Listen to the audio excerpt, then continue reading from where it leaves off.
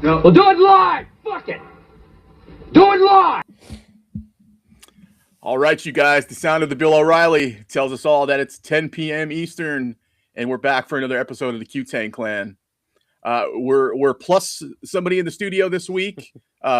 Very special guest, the CEO of Billiard Sport Network, the local operator of Ultimate Pool Philadelphia, if you will. Welcome to the Tang Clan, Frank Maialetti. What's up, guys? Thanks for having me. Yeah, thank you for being here, man.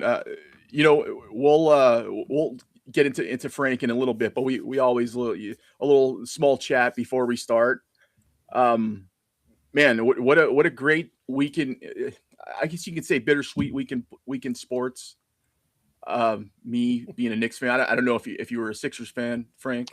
If you offered me $1 million to name me 5 basketball players not named LeBron or Kobe, I would probably lose that bet. I could name you like 500 baseball players, but I'm just terrible at the other shit. Well, I'm a longtime Knicks fan, and all my teams are usually cyclical. Like I haven't experienced joy since the mid '80s. And as a Knicks fan, I'm 46. I've experienced no joy. I've experienced Michael Jordan shitting on us a half a dozen times, but other than that, I'm sorry, and Hakeem, yeah, and the famous John Starks no show, but also what really hits home for me in the sports world right now is spend most of my life in Las Vegas, and I'm a race fan. The news about Kyle Busch, who's 41 years old. I mean, he's still a relative baby, but all-time great race car driver. The guy had we all stroked each other over Richard Petty and his 200 wins. Kyle Busch had like 230, almost 240 wins on all the levels combined for NASCAR, and losing him this week very abruptly. Wow, man, what a blow! And right before we went live, I was watching the little clip of they had everybody line up on the grass for the Coke 600 this week. His wife and his son and his daughter, all thought he was a hero, especially his son. 11 years old, aspiring race car driver. Watching him hold his mom and sit there like a G with no tears in his eyes and just taking it all in, man. I felt horrible, and it ate me up inside. Kyle Busch is somebody, being from Las Vegas, I was more Kurt's age. I know Kurt. But Kyle Busch coming up, 5 years, after us and everything. I was a big Earnhardt fan. Yeah, me too. And that was kind of somber for everybody. And yeah, and that's what I was explaining to my dad. It gave off the same vibes. And especially it being the same team, and Richard Childress having to go through this twice now, having to replace a legend, on 5 days' notice, and how about the guy who has to step into that seat? Yeah, Kevin Harvick did it very admirably. Mm-hmm. Harvick stepped up, and yeah, it's tough. I mean, what do? You just go in there. I hate to say, you just go in there and do your job, because you're thinking about the guy, but ultimately you gotta go in there and do your job. They're not going to stop the race. The race is going to continue. Unfortunately, it's not going to be in the old times where you would get a day or so off. But the best way to honor somebody is to go in there and kick ass. Plain and simple. And this kid Austin Hill, I mean, he's a hell of a driver on the Busch series. Maybe he was probably a year or two away from having a full-time seat there, and just, hey, you're up. Opportunities here. The only way you can do it. Yeah, if you're going to honor the guy, like I said, pedal to the metal and kick ass and honor him. Mm-hmm. Kyle wouldn't. I don't know Kyle personally, but I don't think he would want it any other way. Yeah, exactly. And what a weird. I don't want to say weird. That's weird. Yeah, that's he had a sinus infection or whatever he had, He, and he had pneumonia and just didn't. I mean, take care of your man. You've got all the. I don't know. That's just man weird. when they talk about that sepsis, like it makes me wonder because in a situation like that where it's like you got to be on every day of the week, Yeah. whether you got duties on track or sponsored duties, and you're pressing the flesh, like you always got to be on. So these guys, like you heard them calling on the radio, like, "Hey, I need the shot." Shots and Z packs, and they talk about overstimulating the immune system and all that, and that's what it looked like. It was like an overworked immune system, which what led to the whatever the hell happened. I guess we'll find out more in a few days. But man, what a shock, man! What a blow, and I don't know. It sucks. The biggest day of racing, for the year, with the Indy 500 and then the Go 600, to not have a guy who would eventually probably do the double or could have done it in the past. Not having him on a day like this, it sucks. So let's move on to the interview. We got Frank here. Let's respect Frank and not shove NASCAR down his throat. Listen, I'm here all day. I'm in for cars and chicks. I'm all right with it. Yeah. For those of you at home, we've talked about it a couple times, but me and Frank we kind of started out. Before we go any further, listen, I'm gonna publicly say I reached out to Robert. I thought Robert was talking shit, flat out. Okay, and being from Philly, I'm a guy. If I think you're talking shit, I'm gonna jump on you. So I messaged him, and to his credit, man, he was really cool. He got back to me. He's like, Frank, I think you're blowing this out of proportion. So we sat down for a few minutes. I kind of went back and looked at everything that I thought was him talking shit, and I was completely wrong. And I told him, I said, man, I apologize. I'm sorry, but to defend myself, the other thing I got to say is, I get a lot of haters, and I just thought I took it the wrong way. My bad. Yeah. But I'm happy that it happened because now, we're cool. I'm here. Yeah. So it's, kind of one of those things. It's a rarity where you get two Italian guys, Northeast Pennsylvania, who aren't just automatically lobbing fuck yous at each other. Oh, 100%. Yeah. And that's usually how we say hi and goodbye anyway. So it's kind of, exactly. But I know what you mean. As a content creator, we get shit on. Oh yeah. I weed through comments and exactly. I weed through that shit every day, and I put so much effort into the show as you do your product. Yeah. I put my heart into this shit. It's a thankless job sometimes. Of course. 9 times out of 10, I would have answered that comment completely differently. And at that point in time, I wasn't looking at names. I was just, it was early in the morning. I didn't give a fuck who it was. I would have probably answered them very snidely or just started derogatives right off the bat. But something inside clicked, and I was like, you know what? He took the time to. It was a well-crafted letter. There was a lot of info there, and I went back. I was. Let me see what he's talking about before I answer, and sure enough, I did the research, and it was just a small, you said, I had a look on my face, and I'm a middle-aged man. Listen, I took it the wrong way, straight up. I'm not gonna lie. It's like when you're in a club and somebody walks by, you're like, that fucking guy just looked at me the wrong way, Yeah, so we had a weird intro to each other, but I'm glad we were adult about it, and we each looked at everything, I've always told people before, there's no on the fence with me. Either you like me or you don't. Plain and simple. And everybody I've ever talked to that either likes me or don't like me, I've kind of they've backed that up. Yeah, it's like, Frank, I like him. I fuck with him words. Frank, I can't stand that dude. It's just, there's never he's okay. It's just, I like him or I don't like him. That's kind of like where I want to be. Like, I don't want to be the guy that's not remembered, if I can be blunt about it, either you don't like me because I did something. Most of the time, if people don't like me, it's not because I did something to them. It's either I did something that they didn't like and they didn't have the balls to come talk to me about it, or I did something that they're jealous of. And I know that's going to sound very douchey of me to say, but in this industry, it happens a lot.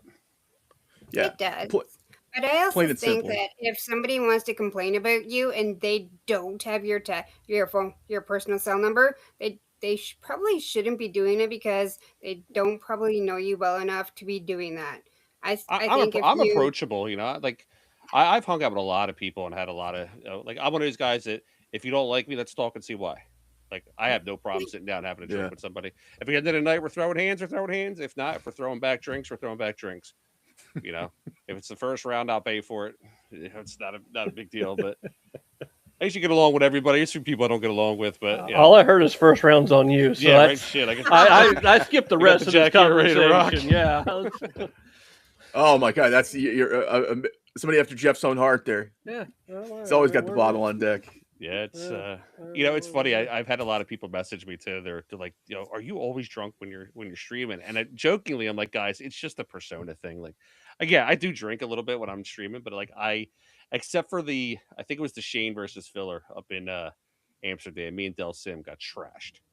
But other than that, I'm like, I just jokingly say like, oh yeah, I'm doing shots. But realistically, I'm pressing a million buttons and terrified to spill a drink on anything that I'm doing. But as we all know, we've talked about this event many times. We're all such big fans of the SVB Dennis Orculio match, where a clearly inebriated Sky and Billy Thorpe are on the mic, and it's the best audio you'll ever hear. I've had the pleasure of being out with Sky and Billy on many occasions before they you know, kind of grown up. I guess you would say we've all grown up. And man, those boys are fun to be around. Yeah, I got it on good authority that a picture I seen on your page where you're presenting Sky with the belt for the PA Open. Okay. And yeah, I know he was a little bit more than 3 sheets to the wind that day. I had to maybe cup a few cameras the night before. I think I uttered the words, guys, if we want to keep hanging out, put the phones away. And then everybody's like, all right, no problem. Yeah, don't ruin this kid's career because we're out having. And he wasn't doing anything crazy. We were just sitting at my friend Joe McGee's bar, just having a few drinks. But we were just everybody's talking, telling stories. But of course, Sky slurred one word, and everybody's taking pictures. And now, hold on. Correct me if I'm wrong, real quick. You just said the name Joe McGee. Did he play SVB at the U.S. Open on the No, TV he played table, Judge Trump. Okay. Yeah. And Joe I knew the name clicked. I just couldn't remember. Joe's a very good friend of mine. He made it was like a whole campaign of Judd who the hell is Judd Trump? And it was just Matchroom loved it. They thought it was hysterical. We were sending it out to the players, and Judd's a weird guy. I don't know if you ever talked to him, but he's a little weird. He's like over the seas weird. He's not like US weird, you know? Right. Frank, well, let's get started with the interview. You know, I want to know about you. I want to know about your background. You know, how did pool become a thing for you? You know, were you a player first? You know, So is that how it started? So I've actually been. So I took over Ultimate Pool a year ago. I was for 23 years. I was the league manager here for the Philadelphia APA, and unfortunately, I was supposed to buy it. Some situations didn't work out. Didn't happen. But I've always kind of been in the sauce a little bit. Like I would say behind the scenes guy. Like the best I'll ever play is maybe a 600 speed, but I didn't have a problem gambling. I didn't have a problem betting on people, side betting, things like that. I knew a lot of the top players. When I was younger, Tacony Billiards was a big room in Philly. You could walk in on a Tuesday night and literally see Efren playing the owner Jimmy Hill for 10 grand. Boosty used to come through there all the time. Every top player, every top road player used to come through there. Same thing with a place called Boulevard Billiards. I remember Corey Deuel coming through when he was 15. His mom used to drop him off. Wow. You know, so I saw some of the young guys really playing, and I just was there. I was like I said, behind the scenes guy just on the wall, just watching, and started playing in the leagues, you know, early 2000s, and I just went everywhere.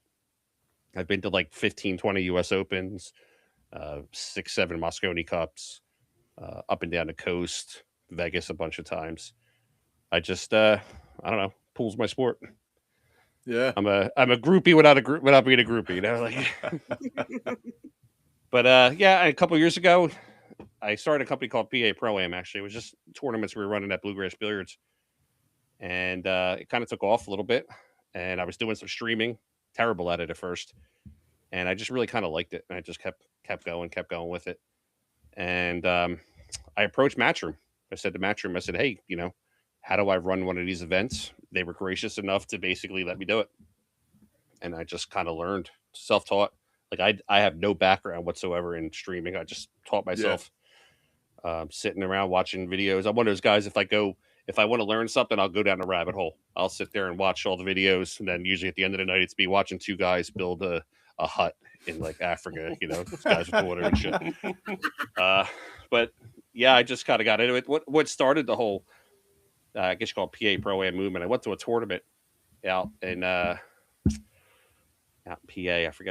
I think it was Ephrata, potentially. I can't remember the time, but it was a 2-day event.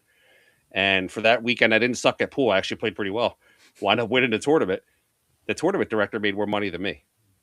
And that really pissed me off. Guy hit I think he hit the Calcutta for like 30% or something like that. It just really pissed me off. And I said, why don't I run the tournament? I've been doing league shit for years. Why He can't took 30% from the. Yeah, this was. And he's alive. This is pre-COVID too, so we're talking like 10 years ago. So I said, well, I know how to run shit. I run leagues all the time. So I ran a couple events at Bluegrass. I think the first two were kind of learned some things.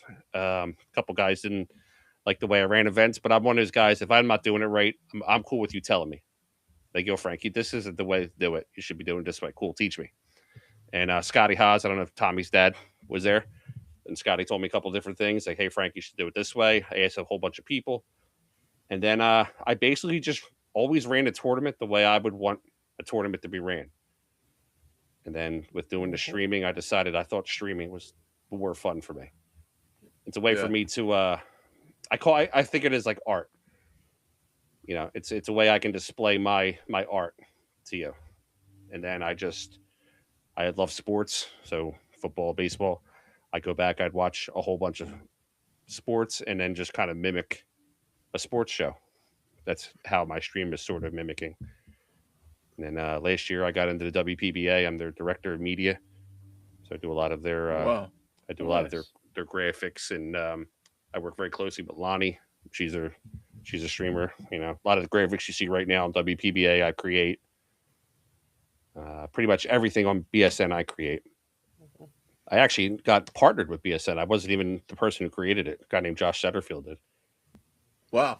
Yeah, he was working with this guy, Jake Lawson. Anybody remember hearing Jake? Lights Out Apparel.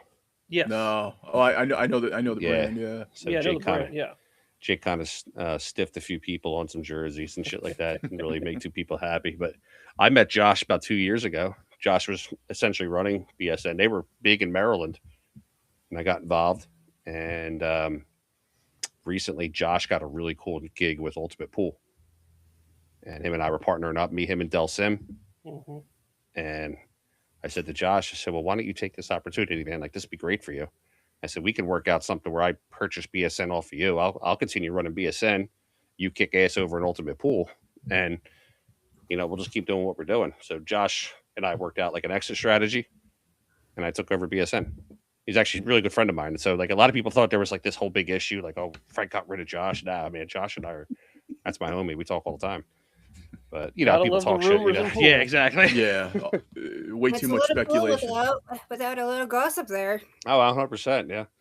Sometimes I'm involved in it. Sometimes I'm not. How you brought up the WPBA, and we're all huge fans of women's pool. I love the WPBA, but one thing that makes it hard on their channels, for spectators, they have those huge blocks. How much input do you have for something like that? To where what do you mean by blocks? Like an 8-hour block of video. Okay. They'll have a block live instead of doing like, oh, this is the Pia Filler versus Margaret Steyer match. So that's actually me. So when I first joined them, Lonnie would cut the stream after each match, and I was pretty much vehemently against that. I said, why are we kicking our fans out? Like, you're asking them to leave and come back. That's like if I owned a restaurant and I had to go take a piss, I'd tell everybody to go wait outside. I don't think it's a good idea. We just keep them there. Yeah. That's the times that we could sell advertisement. If there's 5 minutes between a match, I could sell advertising time for that. I could have companies pay me money to run videos and things and post game interviews, and so it took a little bit. Lottie was very reluctant about it. Lottie knows her shit. I mean, she's really good at what she does. So she's like, Frank, I don't know. I said, why don't we give it a try? If it doesn't work, cool, don't work. But we started doing some of these post game interviews, and they're like a huge hit. I think the last event, they interviewed Savannah, Christina, Brittany Bryant.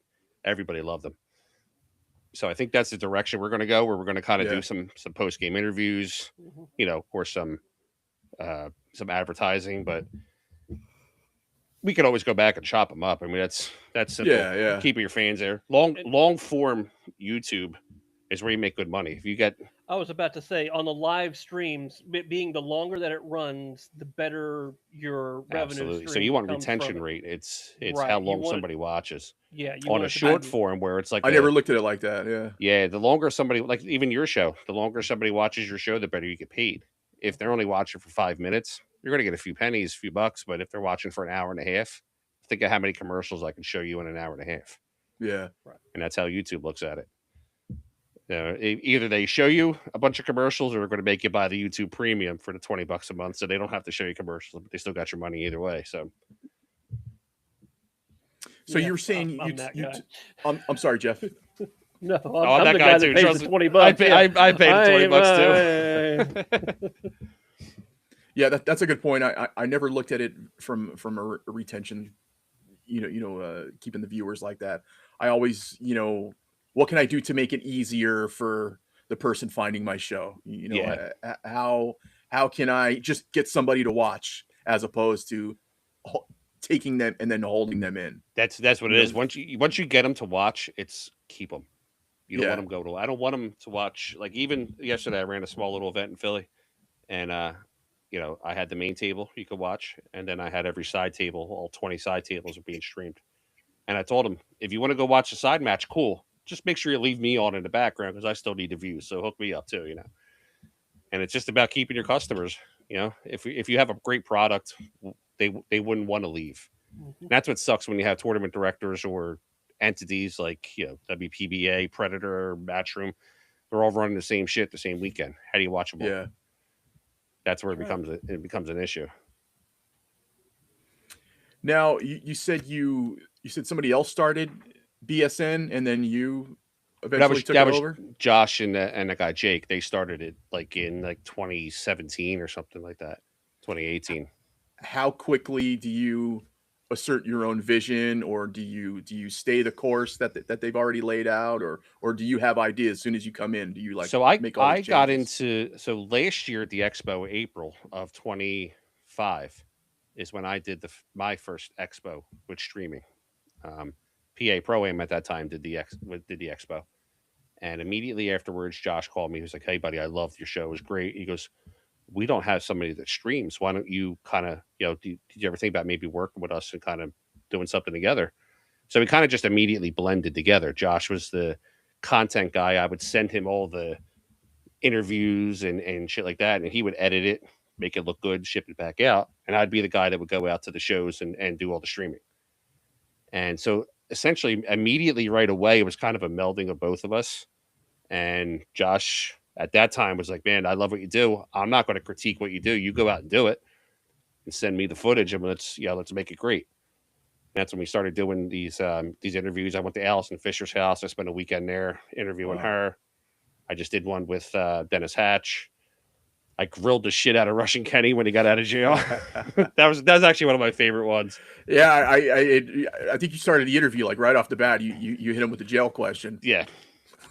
I've known Russian since he was this big. Yeah. So he's like my little cousin to me, and I just had to get on him right away. And I thought it was one of the. And afterwards, he was a little slightly annoyed. He's like, "Dude, he asked me a couple questions I didn't think you would ask me." And I flat out told him, I said, "Ken, I ask you these questions because if I don't ask them, somebody else will." Yeah. Yeah. And rather them come from me, somebody that can steer that conversation to a good place, versus someone that just thinks they don't like you. Well, and because whoever says it, whatever, Russian Kenny is a controversial figure because he owes money to people, prison, what have you. There are things that come If up I when was you talk involved Russian with what I'm Kenny. involved in now, years ago, I'd have stuck a camera on that kid the moment he woke up. We would have had a reality show already, and he would have already been hanging out with Flavor Flav because Right. the shit that he says is hysterical. Like he Yeah. should have been a comedian. He's just so funny to me. We're talking to Frank Maialetti from Billiard Sports Network. You can get a hold of, you can watch Billiard Sports Network. He's got a great YouTube channel at BSN Pool. Everything he's talking about here, all the interviews with Russian Kenny, Dennis Hatch, Allison Fisher, as well as the great streams, so please check out that channel. Also Instagram, Frank_Maialetti_BSN. And then you got your Facebook page, Frank Maialetti at Facebook. Anything else? Anything I'm missing there, Frank? Is that all? Yeah, that's pretty much all our socials. I mean, we got a TikTok, but I don't use it. You know what? I have a TikTok also, and every time I look, I see I have a notification on there, and then I go check out the notification, and it's always the welcome. You have nobody. Yeah. If you looked at my Instagram algorithm, it's kind of raunchy. It's pool, cameras, and chicks. Yeah. I show it to my wife. She's like, "Oh, that's nice," and I'm like, "Which one, the chick or the camera?" Like. We're not far off. Yeah, pool, New York sports, and then I have like 500 accounts that I follow where it's girls with huge asses and OnlyFans pages. So pretty much. we run off very little here. We smell our own. One thing we every week we're constantly talking about a different event that we watched, and all my subscriptions on YouTube or it's pool countless pool pages. In your eyes, what do you feel separates BSN from any other stream out there? Effort. I give a shit ton of effort. Yeah. And I'm not looking for someone to pat me on the back, but I genuinely look at my product and think, how can I make this better? Even if I had a kick-ass show, I'll go back and watch it and go, that sucked. I got to fix that. I missed my cue here, my timing. Scott Frost is a good buddy of mine. I've leaned on Scott a lot of times. Mm-hmm. Scott, Scott and I have done a lot of matches together. Scott, what can I do to be better? Jeremy, the same thing with Jeremy Jones. Jeremy, what can I do to be better? And they would give me pointers. And then like the next time that we would do something, they'd like, man, that was great. You really took that to heart and fixed what you were talking about. And I would say to them, well, what can I do better now? For me, it's never good enough. And I mean that in a good way. Yeah. If I have a great show, then I know I can do better next time. Mm-hmm. Always room for improvement. Yeah, 100%. And I think because with my product, I want to be able to. I want you at the end of the day to feel like that you were watching the NFL or the NBA. I want you to feel like you watched a well-produced show. And when a lot of people find out it's a one person doing this, like I don't have a staff, it's just me. Yeah. When I did the PLP in February, I had a staff, me, my good buddy Raymond Linares, a couple of guys that I big fan trust. Ray, yeah. There's some guys that I trust in the industry. They came down. We did a great show. It did not start off well. I can tell you that. We missed marks in the beginning. Emily was very critiqueful of what we were doing in a good way. Like I wanted her to be critiqueful. Like she told me, guys, I think the one word was hammered shit. One of the segments that we did, it was not good. And but I took it to heart. After the show was done, I went and I studied for like a month on cues and on how to hit timing and things. And the only way you get better is by fixing mistakes. Yeah. I try to limit my mistakes, but I'm not against if I make a mistake to go back and fix it. And there's OGs out there. Upstate Al was one of the first guys to do this. Big time, yeah. I love Al, but there's some things that Al does that I personally don't like, and that's just me as my own critique. Ray Hansen's another one. Ray's, killer. He's one of the OGs. Pat Fleming. Yep.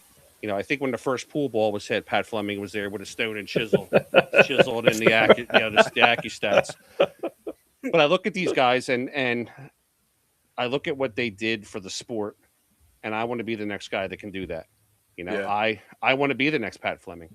I want BSN to be essentially the Netflix of pool. I want you to be able to come to my channel and type in Jose Perica, and I have his entire library. You can go back and watch his matches. I'm kind of in the process now of acquiring libraries from previous streamers, buying their content, and Oh. I want to build something to where you can, like I said, you can come to this, come to my channel, and type in, you know, Shane versus Federer, and 60 matches pop up. And hopefully, it's a match you never saw before. You know, those two playing an exhibition out in Iowa in the middle of the freaking cornfield somewhere.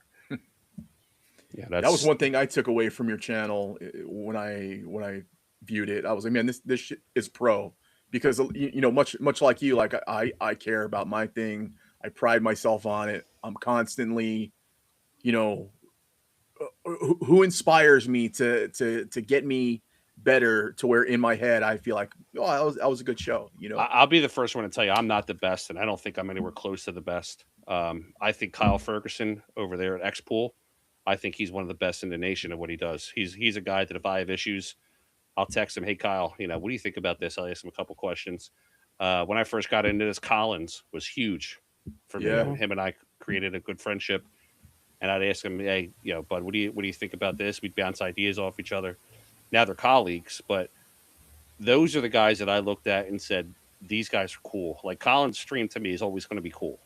Yep. Because he don't give a shit. He's just like, man, I'm hanging out.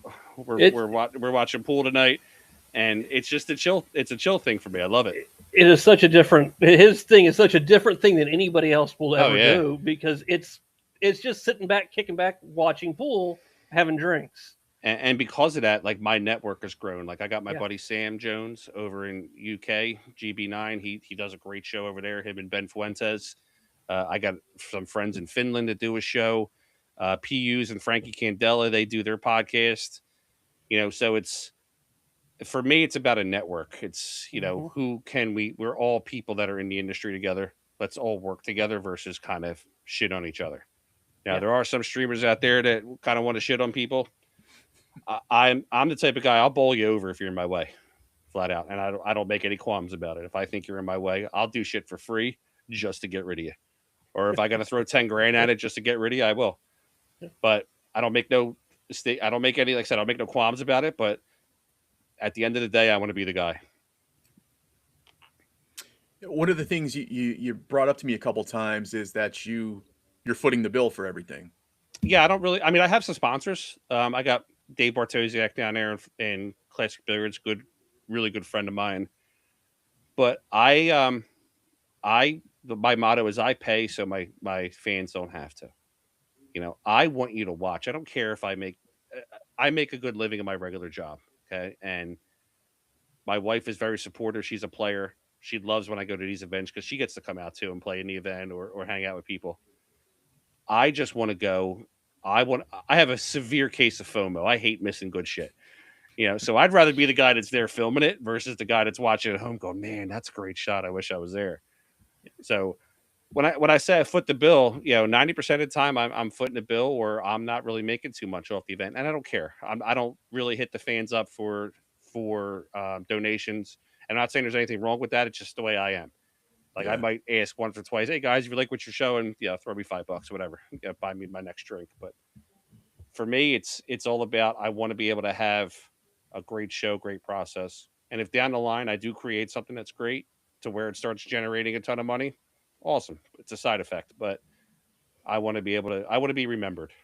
If that sounds corny. No, that's right on. What do you feel like there's any challenges that you have out there? You know, yeah. One's getting the equipment there. Like I haven't done anything west of. I haven't done anything really west of Georgia because I got to get all the equipment there. Yeah, 20 table pool room. I've been doing 20 cameras and lighting and everything. It's you got to either ship it, drive it, or fly it. None of that shit's easy. Challenges sometimes you get pool rooms that they don't understand production. So you walk in, you get a spot that's about this big for you to sit in. I take up a little bit of room, The internet sucks. The lighting is terrible. They got like 2 flashlights over top of a table. You got to figure it out. That's the kind of stuff that I run into. That's tough sometimes. Generally, everybody's happy for me to be there. They wouldn't invite me to the room if they weren't. Yeah. But some of the challenges are just kind of dealing with, logistical parts. The players are great. I've always never really had issues with players, and the players know that from just me building my relationships with them. They know that I'm there to do a good job.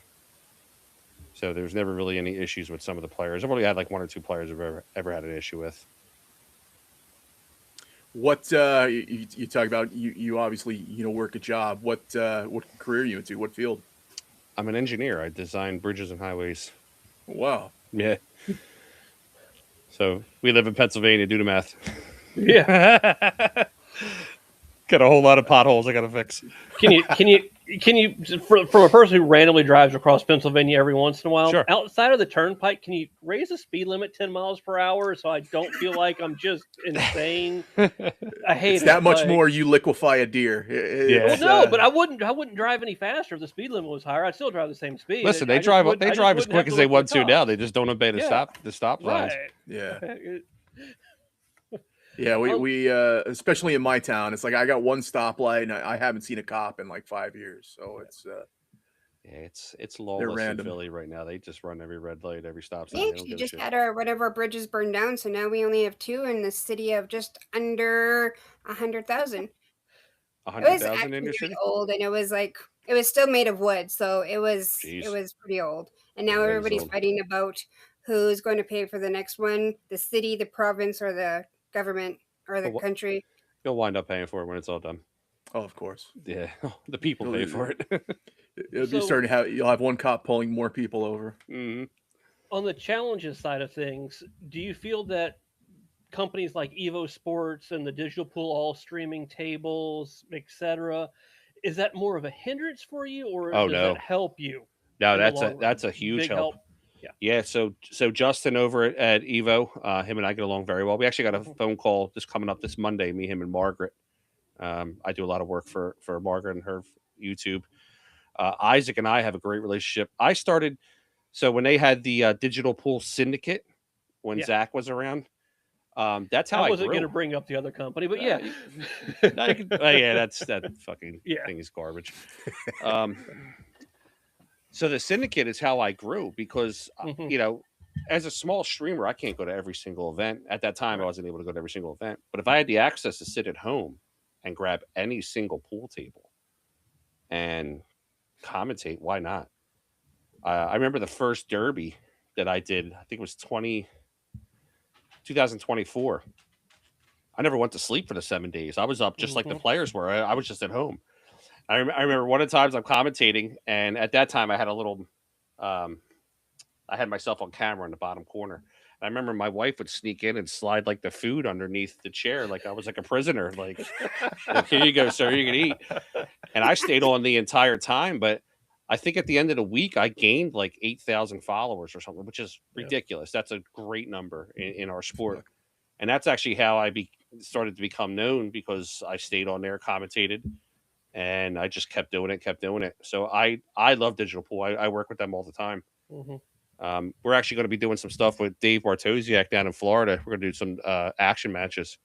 Oh, nice. Try to get some of the players to come down there. I actually helped design that arena down there at Classic Billiards. That is one of the most. That is one of the. I don't eclectic arenas. I don't know what to say about it exactly, but it is amazing. It represents the area perfectly. So our idea for that was if Grand Theft Auto Yes. met Miami Vice. Yeah, and Perfect it hits colorway. it. Yeah. It hits it perfect. It's And amazing. Dave, I love if those you chairs. I want one of those chairs. oh the chairs, so those chairs were 6 months. They're custom made. It took them 6 What? months to get them. Yeah. Jesus. Yeah, that whole Wow. arena. If you actually you talk about BSN and interviews I do. If you go back on BSN, I did an interview with Dave in the arena while it was being built. So like the whole arena was still, they hadn't even knocked the wall down yet. Mhm. And he's one of those guys, man. I can't say it without a crazy way, but he's one of those dudes that's just wacky in a great way. He don't care. If it's fun, he's in. If it sucks, he's out. Plain and simple. And going down to That's- classic billiards, we call what it Pool our needs. vacation home. I'm down there like once a month. I love it. Diana, you have anything? Jeff? That was it. No. But I would have thought that those chairs would have just been like a thrift thing and just sandpapered down and then just painted. I would have never thought that those were they're like full a custom made. back order thing. They had like Wow. animal heads on them and everything. Yeah, it's I love it. yeah. Wow. When we did the WPBA event down there, I have pictures of every one of the girls sitting in the chairs, and they're all so little. So like you see little Savannah, her feet are dangling. I got a picture of her. Jasmine, she's sitting there. She got her leg up on it like she's the queen. It was really cool to be down there with that event. That was maybe my favorite WPBA event of all time, that just was a because killer. of the setup with them sitting in those chairs. Yeah. I wish If- I wish Ultimate Pool could have had their main arena in that setting. I Ultimate understand Pool why. didn't want to use the chairs. No. So Ultimate Pool. I thought they just preferred- didn't want to move the 9 foot out and put the table in, but Well, that's no. a So shame. they put the Brunswick in there, but they preferred having their camera angles to where the fans were sitting with the players. Oh, okay. So they moved the I chairs out of the arena. I understand that to an extent, but Did you see the match that after that WPBA event? Me and Dave were drunk, and his partner was AJ Manis, and mine was Cheska. No. And every time we missed, it was on. I Had to think take it's a on shot. BSN. Every time we missed, we had to drink. It's Whoa. So fantastic. Cheska and AJ are not missing, but we're missing every shot. At some point, we started missing them on purpose just to get another drink, you know. But the first shot Cheska missed, and I looked right at her. I was like, "Get the hell out of here! Give me Aloysius. I don't want you no more."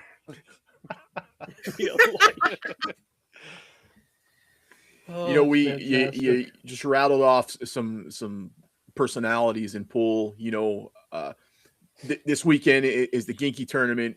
Ginky was my hero, major personality. George was a fun guy. Do you think pool needs more 100%. personalities? 1,000,000%. We need to stop. You know, Dave's got it right, and some of these guys got it right. We need to stop treating this as so that you can be respectful of the players. Okay, when the players are shooting, you know, you don't mess with them. Don't. But there's got to be personalities. When you watch Earl, you don't watch Earl's like NASCAR. You don't watch Earl to watch him win. You watch Earl to watch him blow up. Mhm. Okay, he's the John McEnroe of pool. You want to see him get pissed off. You want to see him bounce around. If we had more storylines, I think, in pool, if we embraced players that don't like each other, if we embraced Yes. players that are shit talking, I think pool would be so much better. I think we should mic the players up while they're playing. Let them talk shit. Thank you. Yeah. You know, put mics on them. And if they don't like each other, find out why. Have them sit there and talk shit to each other. I'll be a moderator. If you don't, Yeah. if player A don't like player B, cool. Why don't you like him? Tell him to his face, you know, like create the storyline. If we could turn, I hate to say it, if we could turn wrestling into a slight model of WWE, not the fake shit, but like the model of the fans love it, the fans are involved, they have a great time, and then they still get to see world-class pool. I think it would just make the entire thing grow. You know, what was the storyline for the past 2 weeks? Tommy Haas and Sam Gilmer. You know, it's about the action. Everybody wants to know where's the money, what's going on, this and that. They were supposed to be on Dominic's interview. I'm not even sure if the interview happened. I didn't see it happen. everybody They were wants to supposed know be about it, right? They were supposed to be at Buffalo's. I Yeah. haven't seen them showing up yet. But everybody wants to know about it, right? It's the controversy. So keep the controversy going. Create the Yeah. storyline if Yeah. you have to. Matchroom tries to do that, but it's not. They try to do it a little bit more professionally than I think. Like if you treated it more like, just let them talk shit, man. Like I with the- think in the English term they need to give it a little more stick. I think Mhm. is what Matchroom needs to be doing if we're going there. We And use- they've got it set up. Everybody is there because as friendly as all these players seem towards each other, they do not all like each other. I don't No. care what it looks like. They don't. We're all still trying to cut each other's heads off. That's the whole thing. I've been around some of the players that are two-faced a little bit. You know, we're at the Yeah. bar, they walk out, hey, what's up, man? How's it going? The moment they walk Yeah, out, oh, very, very nice. And you know, like, and they say it like, but if I had that on camera, just how cool would that be? yeah, You know, if it was more of like a reality type show, Well, it's the same thing that drove poker back in the day when it was getting massive viewerships outside of Moneymaker. Sure, that was a big boom in rounders, but there was personalities in poker, Oh, and there, Helmuth and Ivy. I mean, Yeah. and Mattisau and Sheiky and everybody, they had issues with each other. They didn't like each other, and it created drama, which created viewership. Yeah, Pool no one's needs saying they that have to beat exact the same shit out of thing. each other in the parking lot, Right. but if they talk a Yeah. little trash before the match starts, there's nothing wrong with that. You know who probably would have been the best person to put a mic on is Mika. Well, That Mika was would great. probably been the best person to put a mic on, As especially long as he's playing He DeLuna, said that- absolutely. yeah. As soon as you said that, the first thing I went to is that one instance where somebody said that Mika didn't call something, and for the rest of DeLuna. the match, he was DeLuna, just yeah. like yelling everything. I'll give you a quick Mika story. I put it out online when Mika passed. So Mika, you've probably seen the video where Mika missed or scratched on the ball against Sky, and he throws the stick on the table. Yeah. So that was at my event. That was at Bluegrass. That was the PA, yeah. Exactly. After the match, Mika walks over, and remember, Mika just found out like days before that his cancer was back. And he walked over and he put his head against the wall, and he was visibly upset. And I heard him utter the words, "I just want to win one more before I die." And I wanted to hug him right then. Yeah. Now I hear people behind me talking shit, and I turn around and I say, "Guys, next person says something's out the goddamn door. So let the guy be. He's allowed to be emotional. He just missed a shot. Yeah. None of you can even beat him now. This guy's he's got cancer and he's kicking ass. None of you can beat this guy now. Stop." But Mika was a great personality. Trying to think who else would have been a great personality. Efren back in the day. Yeah, Efren would have been fun to watch. Frankie Bustamante would have been great. He would have been a guy to mic up. Alex Paglayan, Always Alex. another one. Listen, I'm still trying to get an Alex versus JRB one pocket match with them mic'd up. I want that to be. That's the one match I want to watch happen. You talk about one pocket. I got the two girls that are playing next month, and I've been trying to that's talk gonna be them. fun. I've been trying to talk them into being mic'd up, but they're so Ashley nice. Ashley likes to talk. Ashley talks They do, nonstop. but they're so nice that I don't think they would talk shit to each other. Yeah, I don't think Like they would Rachel's either. such a sweetheart, and Ashley, like she'll talk shit to the guys, but when it comes to the girls, she gets along with them all so well Mhm. that it's going to be. It's not going to be boring. It's going to be a great match, but I would love to have just a little bit of drama there before it started. That's next what I was going to bring up is the June 27th. You June had the match 27th, at, in Philly. So tell us about that. What went into pairing them together? Was that an agreement they had, or did you set that up? There's always kind of been a comparison the past year or two with Rachel and Ashley. Rachel is a little quieter of a player. She's very well known in Northeast, in PA especially. She's got a huge following in PA and a lot of areas. Ashley's starting to get known more nationally with being in WPBA and Ultimate Pool. I don't know if there's like a chip there on her shoulder. Maybe Rachel thinks, I'm not going to say that Rachel thinks she could beat her. Obviously, she thinks she can. What I'm saying is maybe Rachel is thinking, all right, you know what? Ashley is kind of the it girl. Let me see if I can take her down. Rachel had reached out to me and was like, hey, do you think Ashley would want to play one pocket? And I'm like, Ashley will play one pocket against anybody. She's like Beetlejuice. If you say one pocket 3 times, she's going to show Rob up. Saez at one pocket at Buffalo's last year. Like, oh yeah, Ashley she don't care. will play one pocket. The girl doesn't require sleep. She's a friggin' robot. No, like, and if she's asleep, it's curled up in a hoodie and a chair for 5 usually minutes. I'm usually in the back seat of my truck or on my friggin' couch. But, and Rachel she's deceptively good. Like a lot of people sort of underestimated her because she was quiet, didn't get into a lot of things. But lately, everything she's involved in, she's either winning or top 3, top 4. She's won the Expo twice.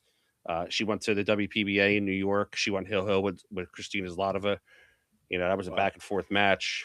So I think that's going to be a killer matchup. And the last time I remember 2 females playing one pocket was Sarah Rousey and not Jenna Atwell, Monica Webb, like 20 years ago. It was like an all-around match. Okay, so somebody else remembers somebody female. I've never seen a female one pocket match. So when they said something to me, it's girls, let's do it. I'm in. You Yeah. know, like you both have great followings. There's a whole bunch of thirsty dudes who want to look at you. So let's put you on table. Like let's see it. And they're going to play their hearts out. They're betting their own cash too. They don't have backers on this, Good. which That I makes it- respect the hell out of that. You know, so they like can't- Hell so, yeah. that, so they won't be dumping to anybody. then. exactly. They're. I mean, the rail's open on them. They have some people that are on their side, but Oh man, the girls are putting their own cash up, which I respect the hell out of that. They're going to play for their money. And if they're in other bets, great, they're in other bets, but they got something to play for, and I think it's going to be pretty cool. And we're actually, the way I've been touting it is, I want to see a lot of women come out. I said yesterday on the stream, if we have women that want to come, I'll put them in the first row first. They get to sit up front, and the guys will have to sit behind them for the night. You know, and it's a Okay, headset. fair. It's gonna be Diana 5 loves ahead. that. There you go. Gonna get her into the U.S., but they're gonna play a headset, so it's gonna be 5 ahead. So I mean, it could be over in 2 hours. It could be over in 10. Who knows? Man, that's a But the moment the 5 camera ahead goes in one on, pocket. That's a fun match. that That's could be just that could be all night. Yeah, that could be all And night and the next it's day. a precursor for what we'd like to do there too. Like I'd like to have action matches at Bluegrass. I mean, I have a 12 camera setup there, so I can do anything. But the one caveat at Bluegrass is that the tables are a little older. The Gold Crown 3s and 4s. Yeah. I love a Gold Crown. I'll play on a Gold Crown all Yeah. day long.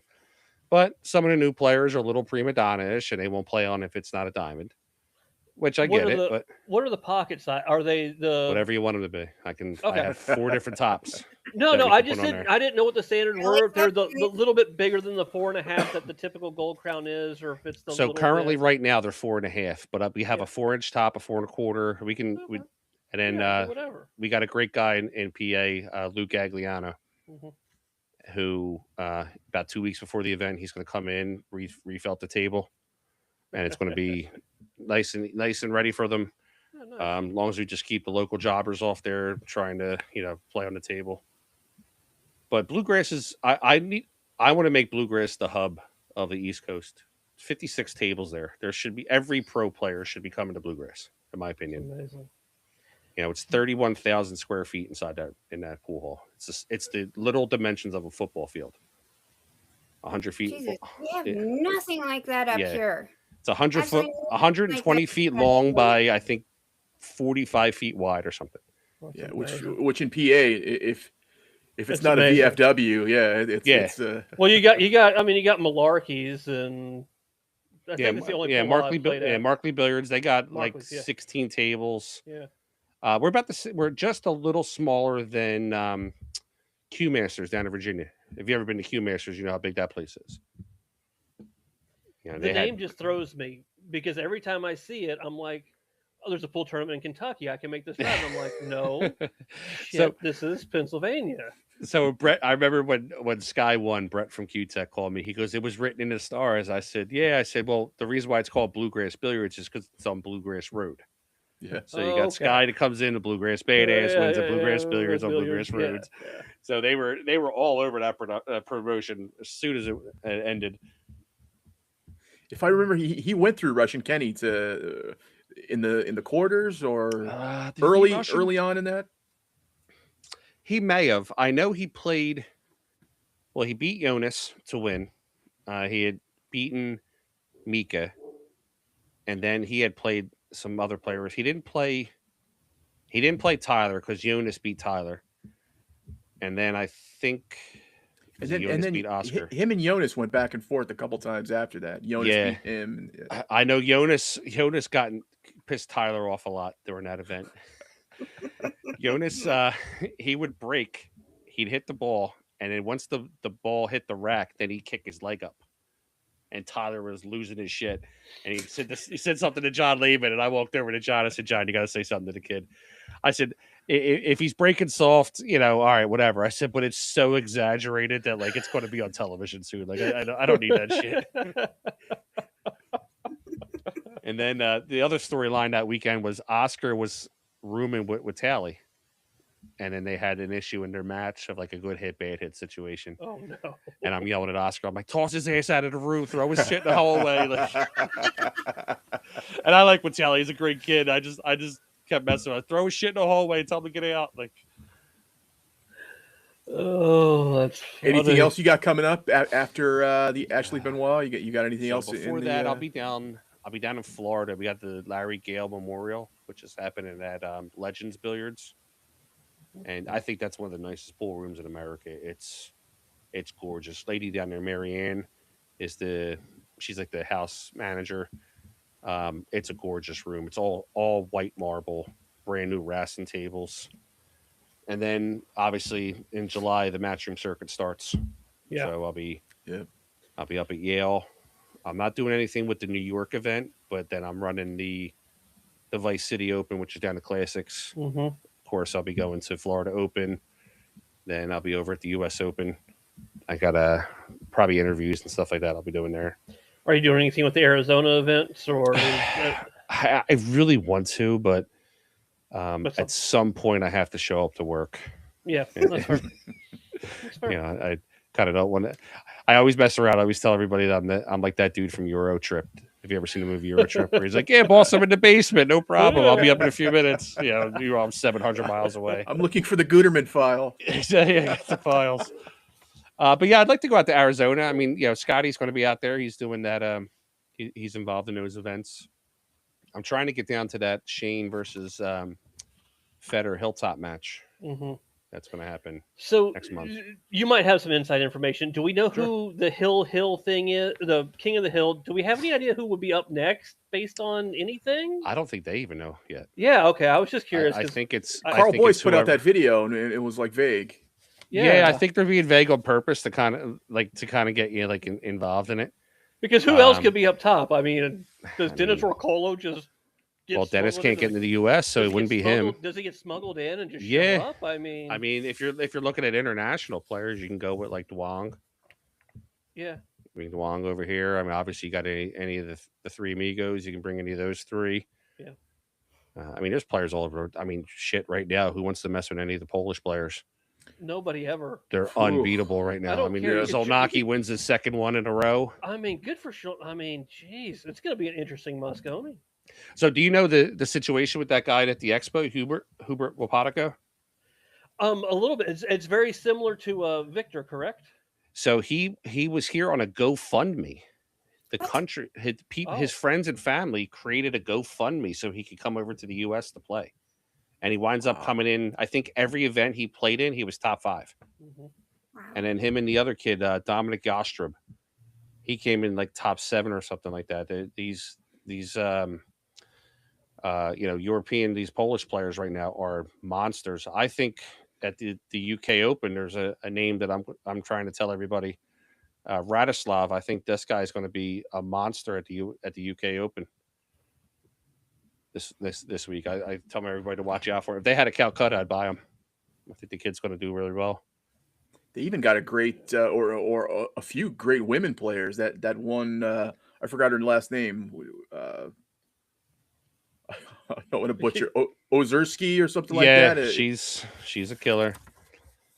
Yeah, I'm lucky enough to see a lot of these international players from WPBA and then from kind of travel and man, these guys, they're robots, man. They just play and play and play. Victor and Aloysius, they were at the Predator event the night before the expo, and then they flew overnight to play that day.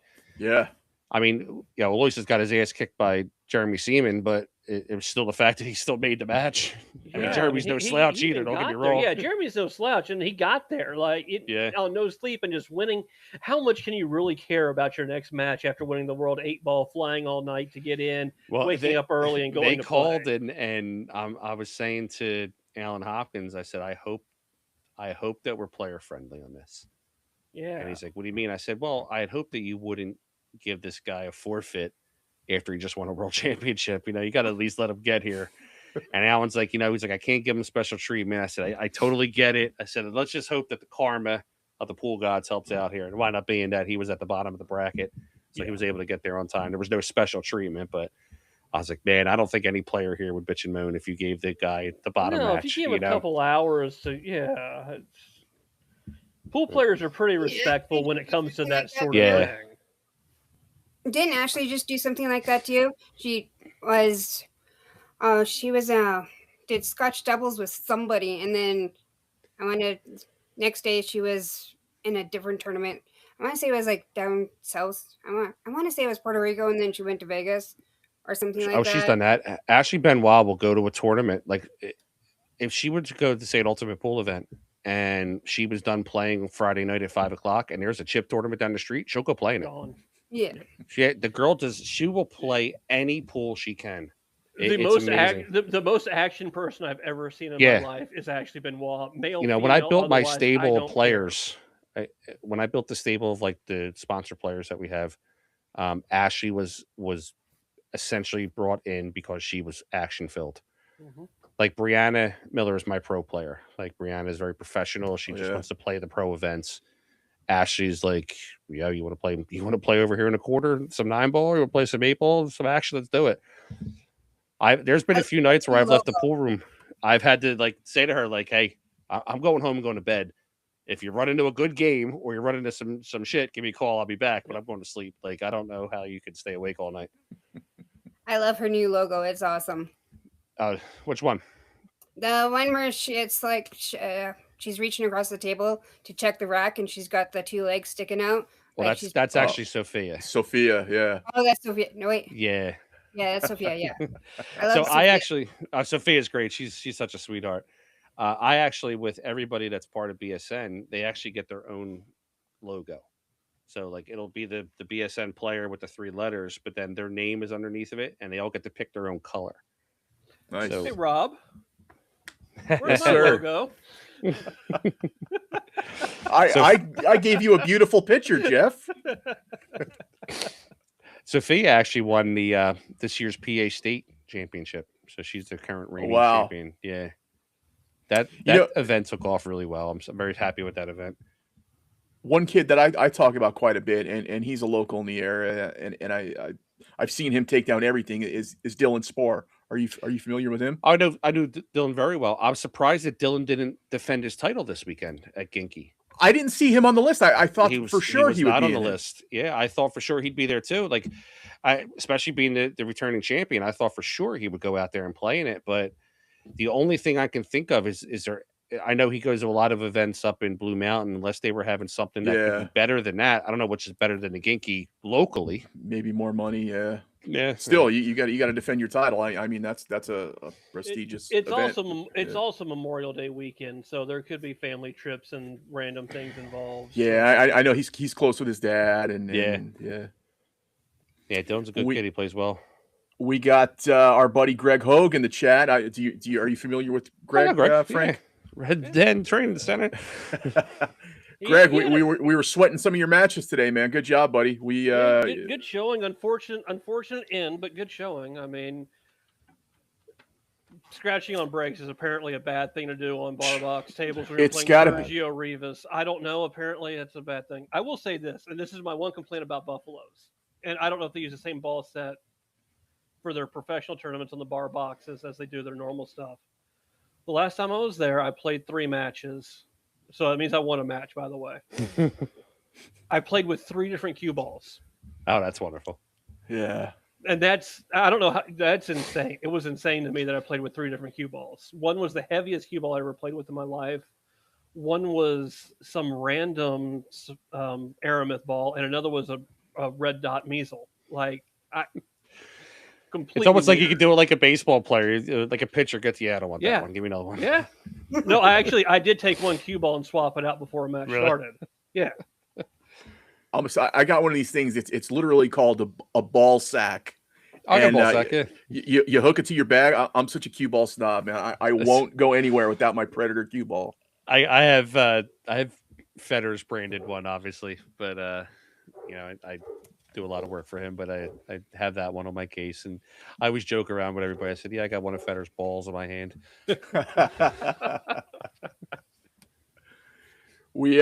Greg, man, you gotta, all that pool you're playing, training people, man, that's gotta be helping. It's our Greg's a part of our show. He sponsors us. He's always sharing our stuff. He beat Double J, so I mean that's something, Hey, he's got a hell of a deal now. We'll talk more about it in a few minutes, but Our buddy's got the 2 hours for 80 buckaroos deal. That's not bad at all. Yeah. You don't get any. You don't get training No. like that anywhere. For that's just it's you're I wasting got friends money that if are you pro don't buy players it. that won't do that deal for me. Yeah. No. So we were just talking about Jeremy Jones was $500 for 2 hours, and look who just beat Jeremy Jones. You know the results speak for themselves. So good job, buddy. We're proud of you, Greg. We're Speaking of matches down sweating there, your matches. Buffalo's Federer's up 4-3 over here Yeah. on Linda right now. Got to win the first one, then we get to the second. Yeah. We get to the second match. I'm gonna have to buy the last day of the stream. I had What, so much going on this weekend. I didn't buy the stream, but My wife said to me tonight, she's we were eating dinner at a restaurant, and she goes, "Did we buy the pool action?" I said, "I got the whole year thing. Just go ahead and get home and go check it out." I'm a subscriber. Yeah. This is- What event did Greg won a Matchroom Rankings event? Didn't he? Or it up came north, with like up north. yeah. What's the one in New York? the Met Vagara does it, right? The MVP one. No, why can it just slipped my mind? I keep wanting to say international. It wasn't international. It's before the international. Turning Stone. No, not turning. So it's late in the year. It was later in the year. Oh my god. Greg, what event? Chime in. Because he beat Jason Shaw to win it. Ooh. Okay, it was probably one of Met Vagara's events then. I know he ran a couple of them, and then they had the one up at there's the one Shane McDermott opened up at Sharkstream. Ecklet won that one. Frank, we talk all the time about like players' social media skills. You know, Fedor, very improved social media game. Robbie Capito, you know, how much do you think social media is a necessity nowadays? You know, do you think every player needs to be an expert in it? Every good player should know how to run their social media. Federer's got a team. I mean, he's got Yvonne, he's got me, and he's got another guy that does his graphics. And so I do most of Federer's commentary for his matches, and he doesn't have to focus on that stuff when he's playing. All he does is show up. Yvonne sets the camera up. I do the commentary, and his other guy does the graphics. Years ago, if you look at the 90s and early 2000s, there are monster players that nobody ever knew about. Now you can watch players all across the world and the country right away without them having to show up at your pool hall. Now, it kind of killed action a little bit. It killed a little bit of the hustling. But now you get to see better matches, in my opinion. You get to see actual good pool players playing each other, not hustling shit. Federer, like I said, Federer's got 120. I think at the last check, it's 120,000 subscribers on YouTube. Wow. And they're not bought. They're all, I'd say probably half of them are Filipino and Asian, and the rest are U.S. people. And then like 20% are like haters that just want to see him lose, but or talk shit to me. It's kind of funny, but you know, the Pays players. the bills. Well, it's a supplement, you know, like there are supplemental incomes that these guys can get off of having good social media. And if the sponsors aren't paying them well, the sponsors are only giving them $5 or $10 for the year. That's 2 tournaments, depending on where you're going. If you're going to Hanoi, that's probably an air flight. Yeah. So they got to find supplemental ways.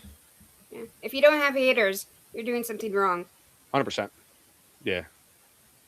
Your friends will watch you for 10 minutes. The hater will watch you for an hour. And on social media, the hater pays more Absolutely. than your friend does. The friend will say, "Oh yeah, great job, Frank. Awesome. I'll see you tomorrow. See you tomorrow, boy." The hater will sit there and be like, "Go ahead, dude. Fuck up. I'm gonna get you. But the entire time he'll watch, waiting for you to do it. So it's like, come on, bud, keep watching. No problem. But yeah, like the answer to your question, though, social media is huge. But then you have players like Shane. Shane doesn't really do a lot on social media. Yeah. But Shane gets paid. So it's where you're gonna come in. Ashley, for example. Ashley does a lot on social media. Brianna, my other sponsor player, doesn't really do a lot on social media. Okay, it's just not something she's really interested in. But then I have little Ella, the little 8-year-old girl, 7-year-old girl. She's all over the place. Diana's favorite. All right, Ella goes everywhere. So I told her father Matt. I said, you put a camera on that young lady every single time she walks out of the house because she's so cute. Everybody wants to watch her play pool. By the time she becomes 15, 16 years old, look at the money she's going to look at Savannah. Yeah. Savannah can travel the world just on social media. Her list of sponsors is like 3 pages long. Social media will get the bills paid. I was just watching this other one the other day, and I was watching her sign the contract with Predator, the little black girl, Tiggy, Tiggy Diamonds. I don't know Tiggy. I saw the one young lady the other day, Berlenia. She plays really well. She's 8 years old, plays strong already. That's what we need. Yeah, that's the next generation of pool. I mean, it's got to come from somewhere. But it's tough with the juniors because I don't have any children, so I kind of stay away from the kids. I don't want to be like the big dude that's all talking. It gets creepy. Okay? Listen, you can cross a line like that, and let me tell you, I won't follow most of them on social media just because of that. It's like I want nothing to do. So let me tell you, with Savannah and Sophia, I don't see their social media whatsoever, but I hear stories, and I can only imagine. Yeah. The people that are creepily looking at them. Yeah. And I delete comments off of YouTube all the time on WPBA. Somebody wrote something like, I think at the event that Savannah came in second or third, the US Open event, they were like, oh, I don't know why she has her hair pulled back. She doesn't look cute that way. And it's like, dude, she's 16 years old. She doesn't need to look cute for you. Just let the girl play pool. Yeah. I delete shit like that all the time. But I think social media it's what is going to get pool to where to the next level. Everybody always talks about pool should be on ESPN. Why? We have so much more pool available at our fingertips than we ever did on ESPN. Well, I think that was the golden days for a lot of people. I was in high school at the time when ESPN, when it was running wild with that stuff. Trick Shot Magic and the WPBA events. Yeah, and I think people we always should have certain pool on ESPN. I wouldn't even if I was pool, I wouldn't go for ESPN. Take a shot at Fox. Okay, yeah, NBC, fine. Hulu, but something like that. But a platform on the same sort of level, I think. Yeah, I mean, there's you got Samsung TV now that's got they have a billiards channel. Amazon has one. Right. They have Billiards TV, which comes on some of the things. Darts is on Peacock. Listen, a lot of people don't realize that's a good thing for us. So darts is one of Matchroom's biggest money makers. It is their biggest money maker. Yeah, it is. They are all in on Luke Littler, mm-hmm. And so darts is a different division than multisport, which is multisport. I think is pool, fishing, and something else. Yeah. But if darts is starting to pick up, that means that recreational games are picking up. Pool will never beat darts. No. And I can tell you one reason why, because I can stand there the entire time like this. Okay. And that's why it'll never. And I know this from being like a league operator. Like, if there was 3 pool tables in the bar, or they had a choice of 6 dartboards, they would kick the pool tables out every single time. People don't understand. So many more people. But they don't realize how many people throw darts. If darts is going to survive, pool is right behind it. Yep. Yeah. I would love to see pool in the mainstream. I just want to see it done right. Yep. Agreed. That's why we have Sky Sports. I mean, they're putting pool on over in the UK there, but pool doesn't. It's not on mainstream television here, and I think it needs to be. Even if it's on one of the pay channels, Netflix, Hulu, something. Yeah. We all pay for it anyway, so why does well get on there? It's the same thing as being on ESPN as being on Netflix or Hulu or whatever. We all pay for some version of it from somewhere. So. Yeah. Well, that was we talked about growing this show needed a shot in the arm of continuity. People needed to know where to find us, because in the past it was like, I don't know, you want to do the show on Tuesday? Fuck it, we'll do it on Thursday. Now it's like you want to know where to find the Q10 Clan? It's going to be Sunday nights, 10 p.m. 10 o'clock, right here, and that's what's given us, the shot in the arm with viewers and growing, how we have in the past. Matter of fact, I think I think today is 20 episodes with us together, guys. Yay! So what a little milestone. Yeah, it's the shows went through some dark times. I had people on here that just no good for your mental health and want to see your downfall. So Listen, some of my first streams sucked. I had like 4 people watching. yeah, 2 of them were family members, and I was hearing it the whole time. Dude, this sucks. Like, yeah, so that's why I used to tell you people got to go through the growing pains. 2 viewers. One's my dad, and one is me watching it on a replay. Yeah, but I mean, it's how we grow. You know, we got to put the hard work in. And that's the thing I've noticed with YouTube and in the accounts or the subscriptions that I have. It's people started and they had to wade through this shit. 20 views, 50 views, 100 views on the regular. And before you know it, it's boom, boom, boom, 1,000, 5,000, 10,000.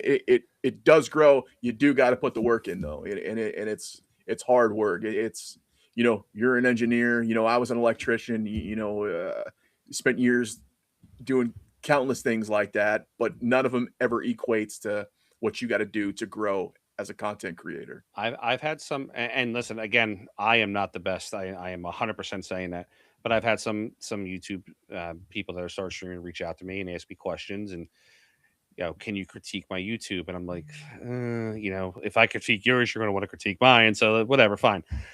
But I tell them, I said, if you don't have a level of professionalism on your stream, just a tiny little bit, like don't eat food. If I can hear you chomping on chips, dude, I'm going to turn it off.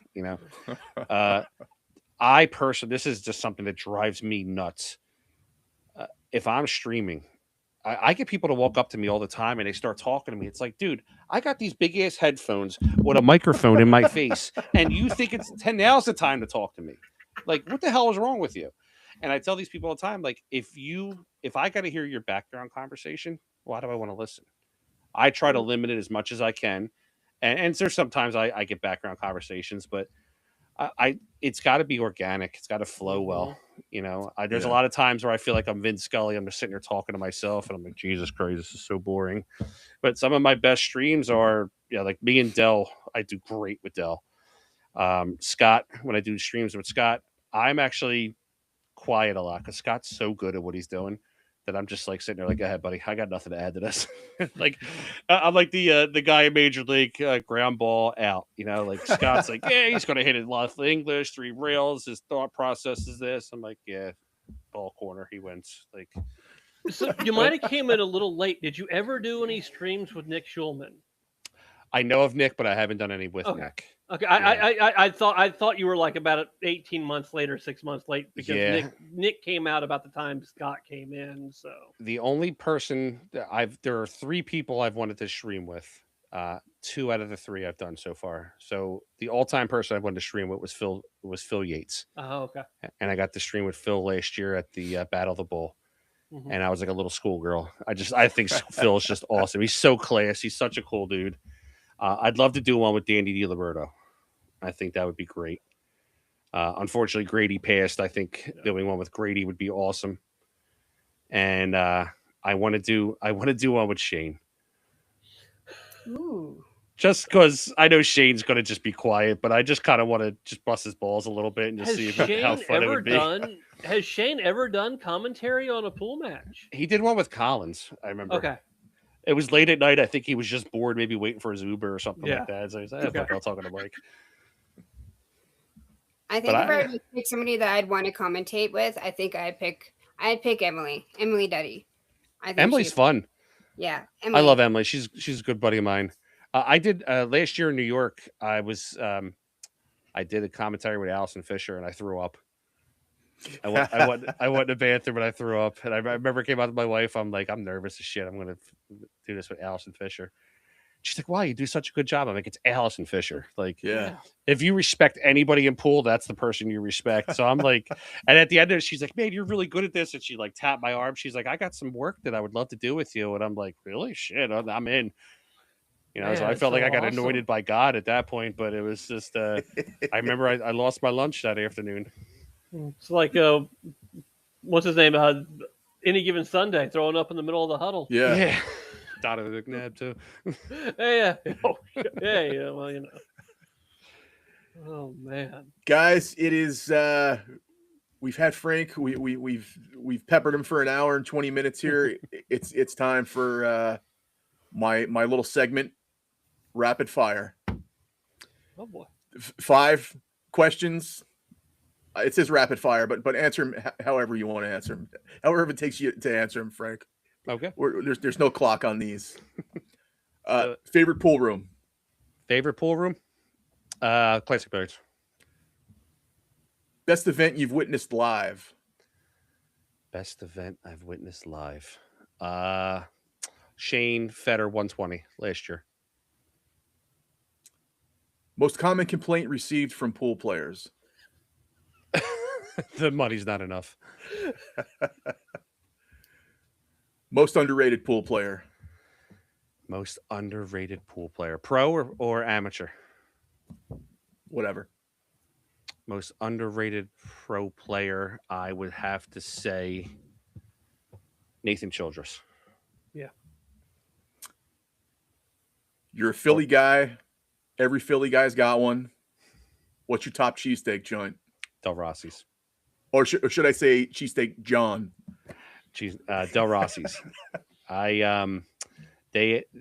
love them so much that I had them deliver me cheesesteaks to the expo this year, which was 45 minutes away, and I promised them airtime that I would plug them on the air just so I could have a cheesesteak that Saturday. You know, I didn't know what a big deal this was till I moved here. But cheesesteak joints are fierce. Bro, I got mad. There's a fierce loyalty with it. I was getting mad at players that were coming to the expo and were going to Pat's and Geno's. I said, do not go and eat that swill.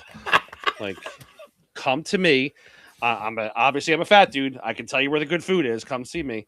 And they were literally hitting the crowd and texting me, yo, where do I go for cheesesteak? Go here, don't go here. I used to go to a lot of I'm an Islanders fan. I used to go to Wells Fargo to catch the Islanders play. Can't all be perfect. Well, I'm sorry. I said we can't all be perfect. Yeah.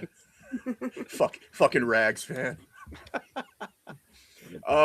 Yeah. So I used to come out of there and I used to hit up that original Tony Luke's. Okay. I liked the Tony Luke's there. Yeah, front and Oregon. Until I found out there was some type of money scandal going on there, and now it's something else completely different. But Steve's, the Prince is great. The Prince was good. That's my second. Delisandro's was the other one. That was I'm a real guy. I'm a New York, Vegas guy. I watch him. I watch him put the meat in water, then cook it. It just can't fuck with it. Yeah, that's rapid fire featuring cheesesteaks. Yep. Once again, this is Frank Maialetti, Billiard Sports Network, BSN Pool at YouTube, Frank_Maialetti _BSN on Instagram, Frank Maialetti at Facebook. Those are his socials.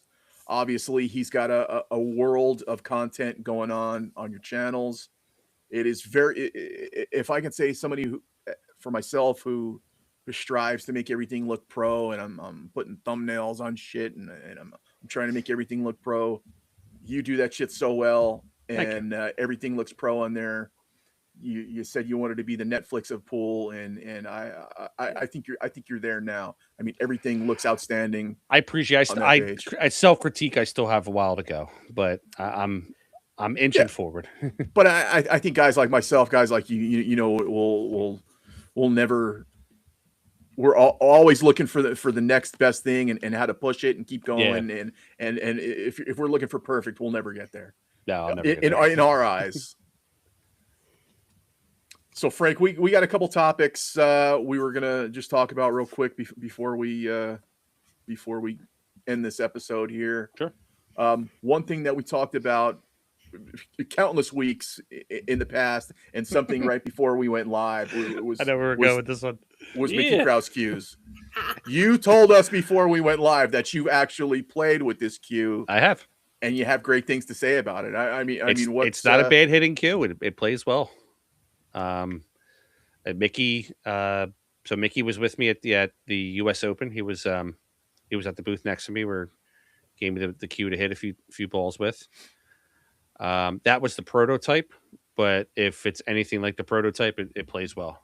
Now, do I think Mickey's probably turned into cues? No, he's not at the lathe. Probably, Right. he's probably got somebody doing that for him. Um, he's got a different social media aspect with it. He's got somebody that's helping him out.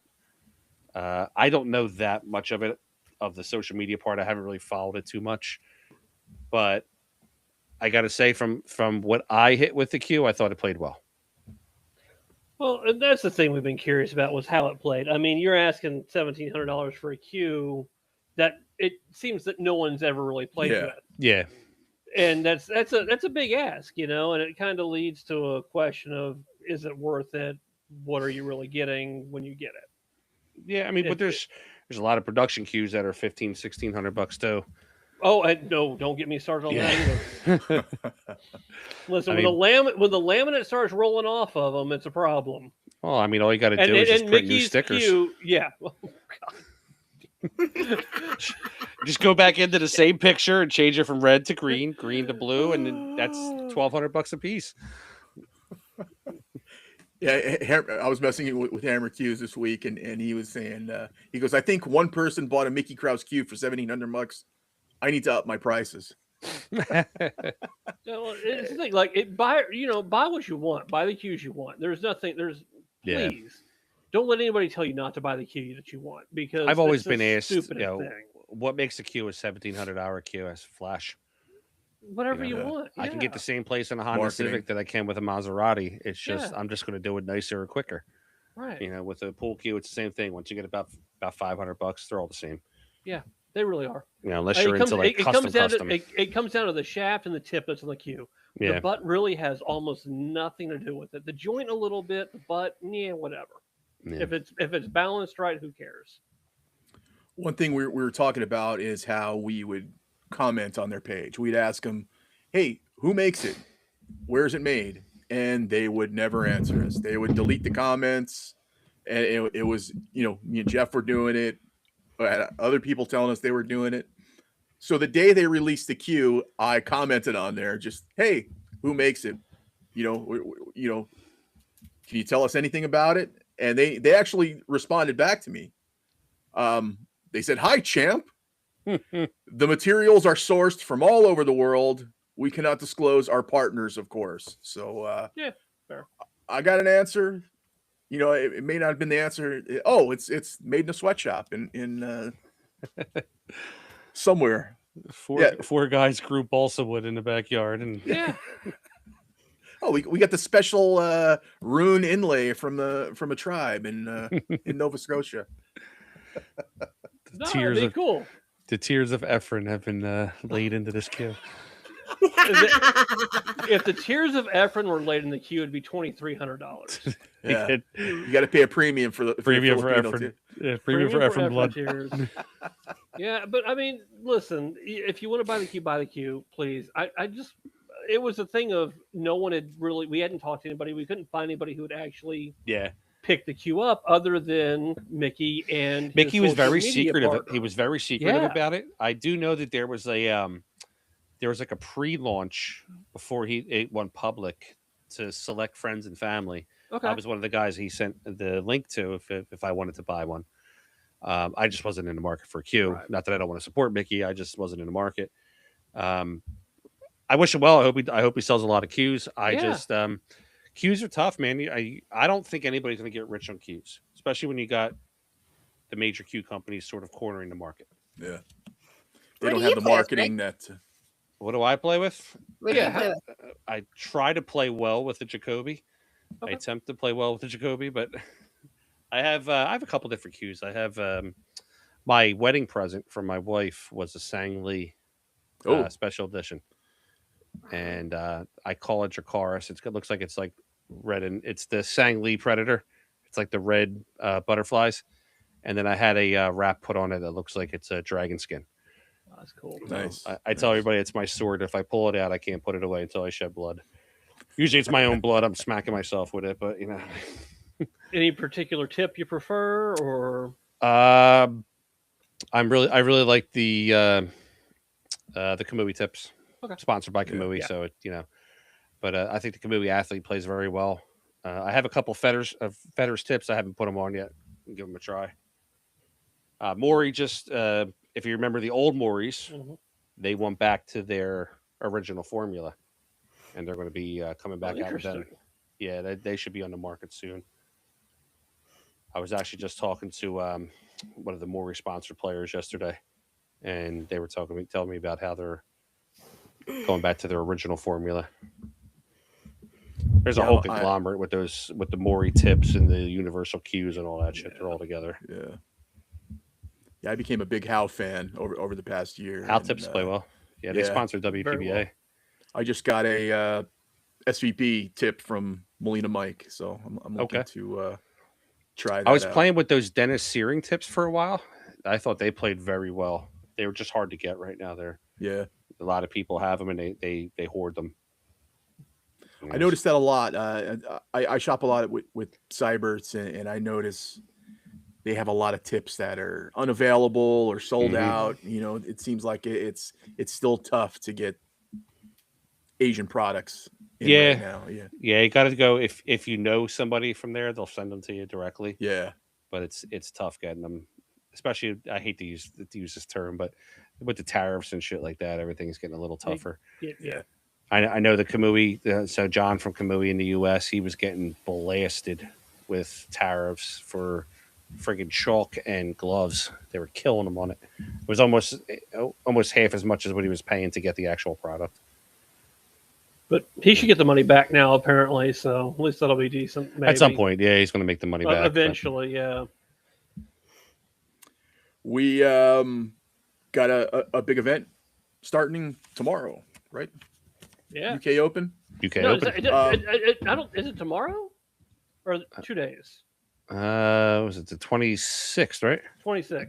Yeah, 26th. Yeah, 26th. So Okay, a day and Tuesday. a half. Day and a half. Yeah. Give me 30 seconds. I'll be right back. Sorry. Sure. Anything? We were talking last week about the player entry list. Obviously, you got 100 names from England in the area that you don't really know of, but yeah, you need dead money.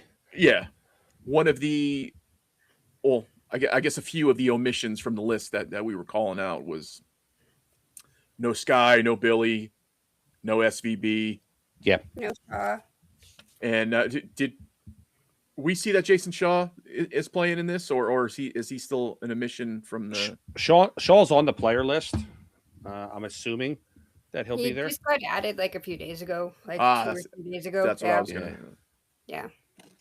Because I think after we did last week's show, he made an appearance like 2 or 3 days after that. We're like, look, there's Shaw. I know that the players to be eligible for Moscone, there are certain events they can't miss. They can only miss a few events a year. And I know majors are included in that. So it's surprising to see Shane not on there. But realistically, I mean, I don't think Matchroom's going to tell Shane, "Listen, bud, you're out of the Moscone Cup." You know? Right. Because half their viewership will go away. Yeah, that's where he can't not make the 20th this year. Next year, you know, it's all up in the air. Sky gets a pass for me. He just had a baby like 2 weeks ago. Yep. And I feel like Sky's had a baby 2 weeks ago for the last 5 years. I do know that he was supposed to play in an event. I was supposed to play at the Expo, and he didn't play in the Expo because Ashley was so close to being due that he was nervous that he would be there and she'd go into labor. Then obviously she just had the baby, so he gets a pass. Billy, I'm not trying to make excuses for everybody, but I know Billy's got a really good construction company that's taking off right now, so he might be focusing on that. But realistically, it's the UK Open. It's only been around 4 years. Yeah. The first 2 years they were trying to call it the Josh Filler Open because he got to the finals first 2 years, or the Josh Filler Memorial. But Aloysius winning it last year, Ecklet the year before. Well, it's the one that Robbie won, right? I'm sorry. No, Robbie, Capito. Yeah, Capito won it 2 years ago. Ecklet won it the second year, and then Filler year one. Filler beat FSR the first year. That was a good matchup. Mm-hmm. Yeah. I don't know. It's going to be a good event. I mean, there's, like I said, I gave you that name earlier. I think that Radislav is going to be, good. I'd love to see my boy Sean Wilkie. He's going over there to play. I'd love to see him play well. Ray Linares, obviously, he's playing. Right, that's Man, what I was about yeah, to say. Lennar is going. Well, Yeah. I mean, Ray went 2-0 in Scotland, so Yeah. he's got to do good here. Like he's got to go. So I talked to Ray a lot actually about pool. I feel very privileged that Ray is one of those guys who will reach out to me and ask me advice. Yeah. And it's not about his pool game. It's more about just like, give me some advice. What do you think I could change? And I think Ray is like on the cusp of becoming a monster player. He just gets the worst rolls, man. Like he gets some bad rolls. Even down in Ultimate Pool, he was playing. He got a terrible roll. The guy winds up beating him when Ray should have demolished this guy. And every time this guy missed, Ray was kicking at shots. So I think Ray's due for a breakout performance. Do I think the UK Open is going to be it? I don't know. I would hope so, though. Man, listen, I met Ray in 2022 Moscone Cup. This is when I met Ray. And I was sitting a few rows down from him, and I just heard this asshole cheering nonstop above me. And I was like, I'm going to go drink beers and have fun with these people that are having fun. And that's how I met Ray. And so I really enjoy Ray's company. I enjoy talking to him when I get to see him. And one of my favorite pool players that's out there. I have so much fun at the UK Moscone Cups. Yeah. Because the UK fans, they love the shit talking. Oh, so much fun. I just this past year when we went to the Haringate Billiard Club, we had gotten destroyed that day. I think it was the day Tyler missed that easier shot. And I walk up and I go to look inside and I see Daz is in there, Jimmy Telfer's in there, a couple of the other guys, Nate Mindham. So I turn around to Joe Prince. I'm like, watch this.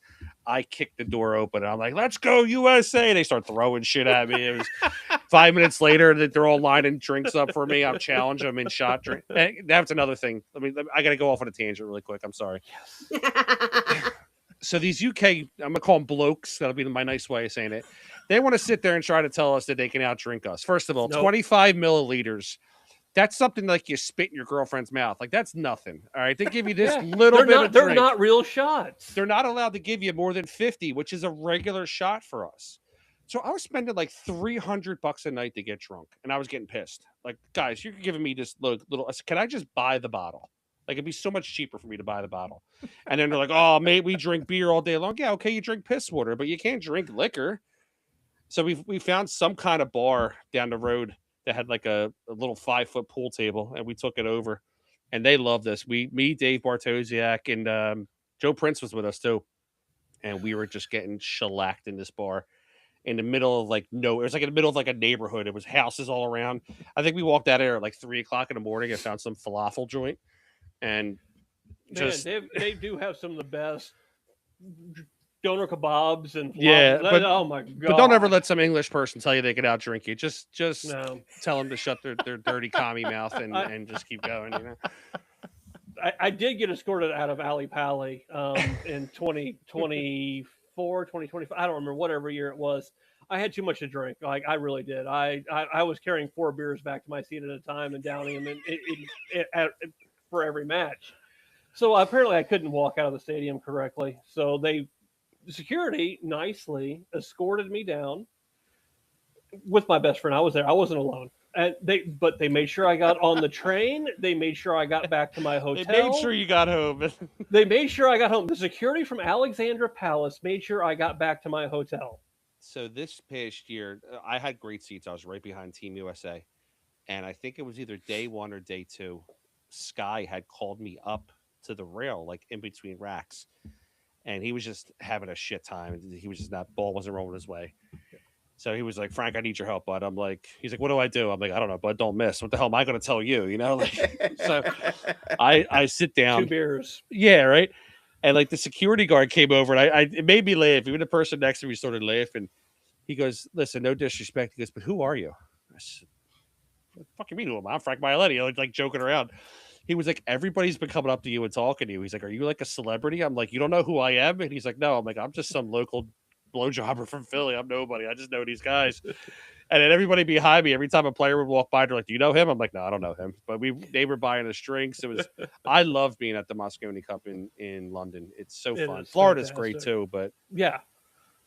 anyway, Florida is different than Different every vibe, yeah. other. Very different. It's a great setup though.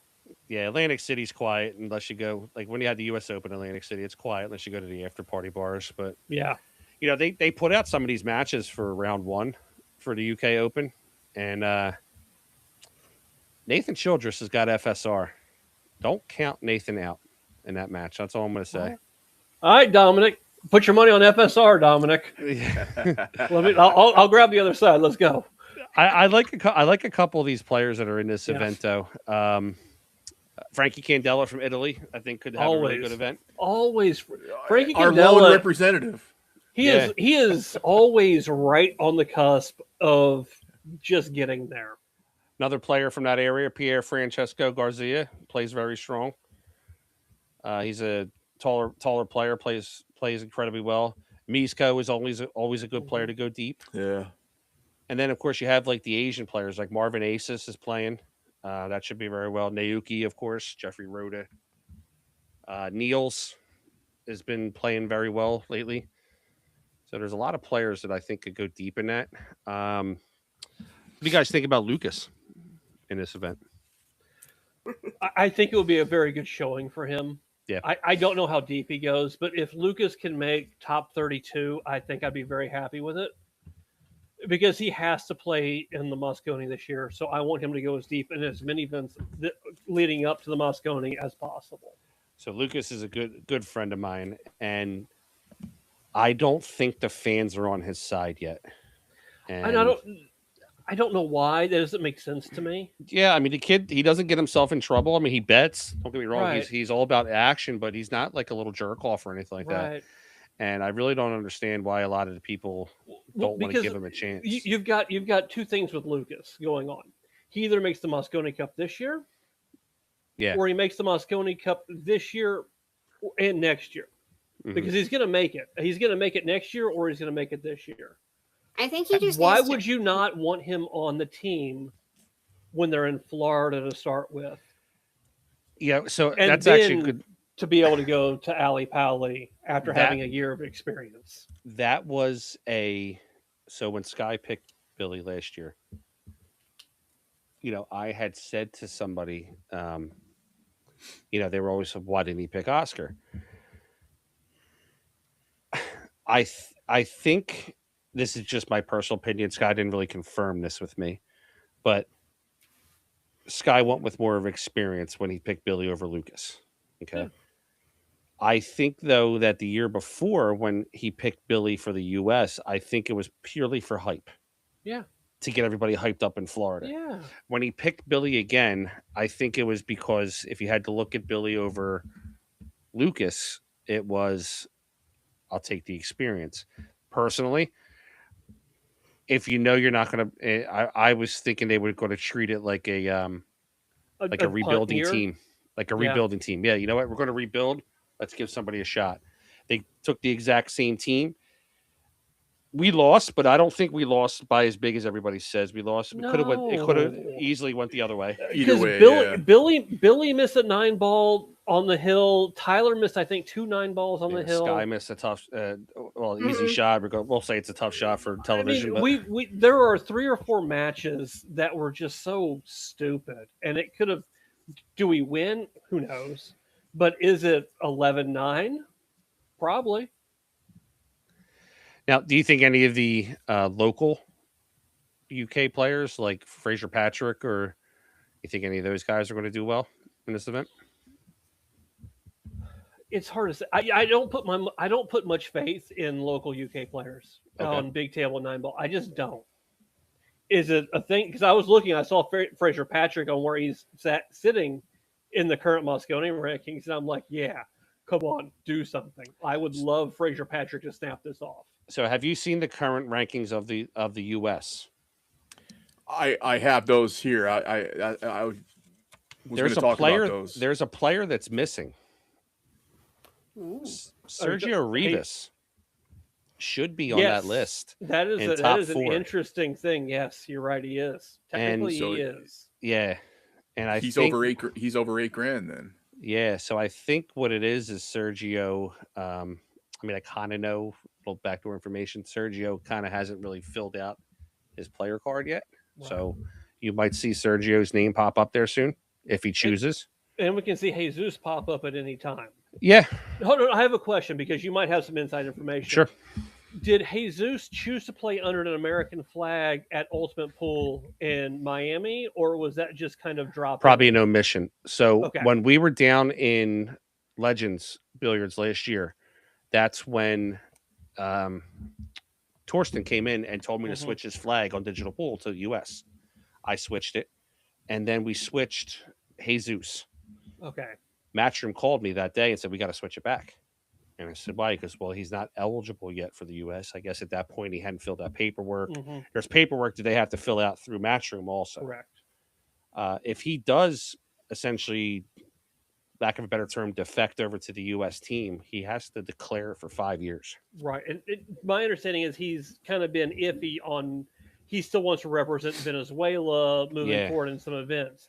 But if Matchroom ever decides to run the World Cup of Pool again, if he plays on the U.S. team, he's ineligible to play for Venezuela. And I don't know why Matchroom has not have a World Cup of Pool. It's one of the most mind-boggling things to me. They tried. It's tough to get it on the schedule, from what they told me, and I think they should just make it somewhere. I also hate making money. Yeah. So, well, I mean, they had some of the controversy this year with the World Championship. That's the Saudis are walking away from the World Championship. Listen, anybody who ever got into bed with the Saudis could have seen that coming 3 miles away. They've done it with everybody they've ever been in bed with, and this was long before golf. This was back in drag racing. This was back in drag racing back in the mid 2000s. It was a cluster, but.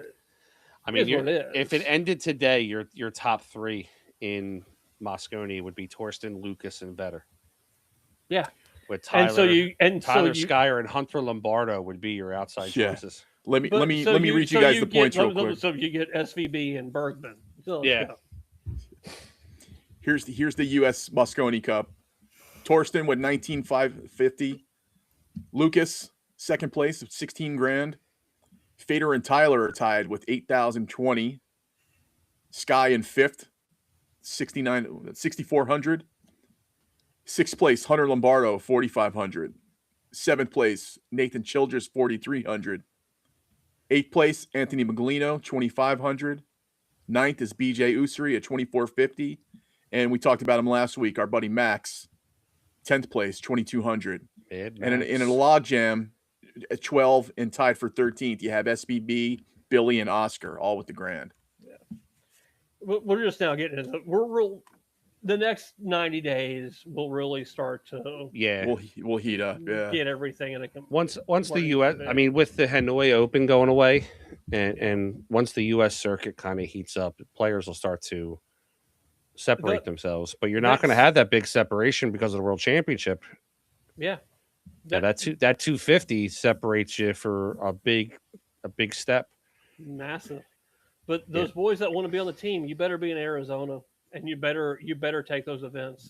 I know Tyler signed up for all the U.S. events.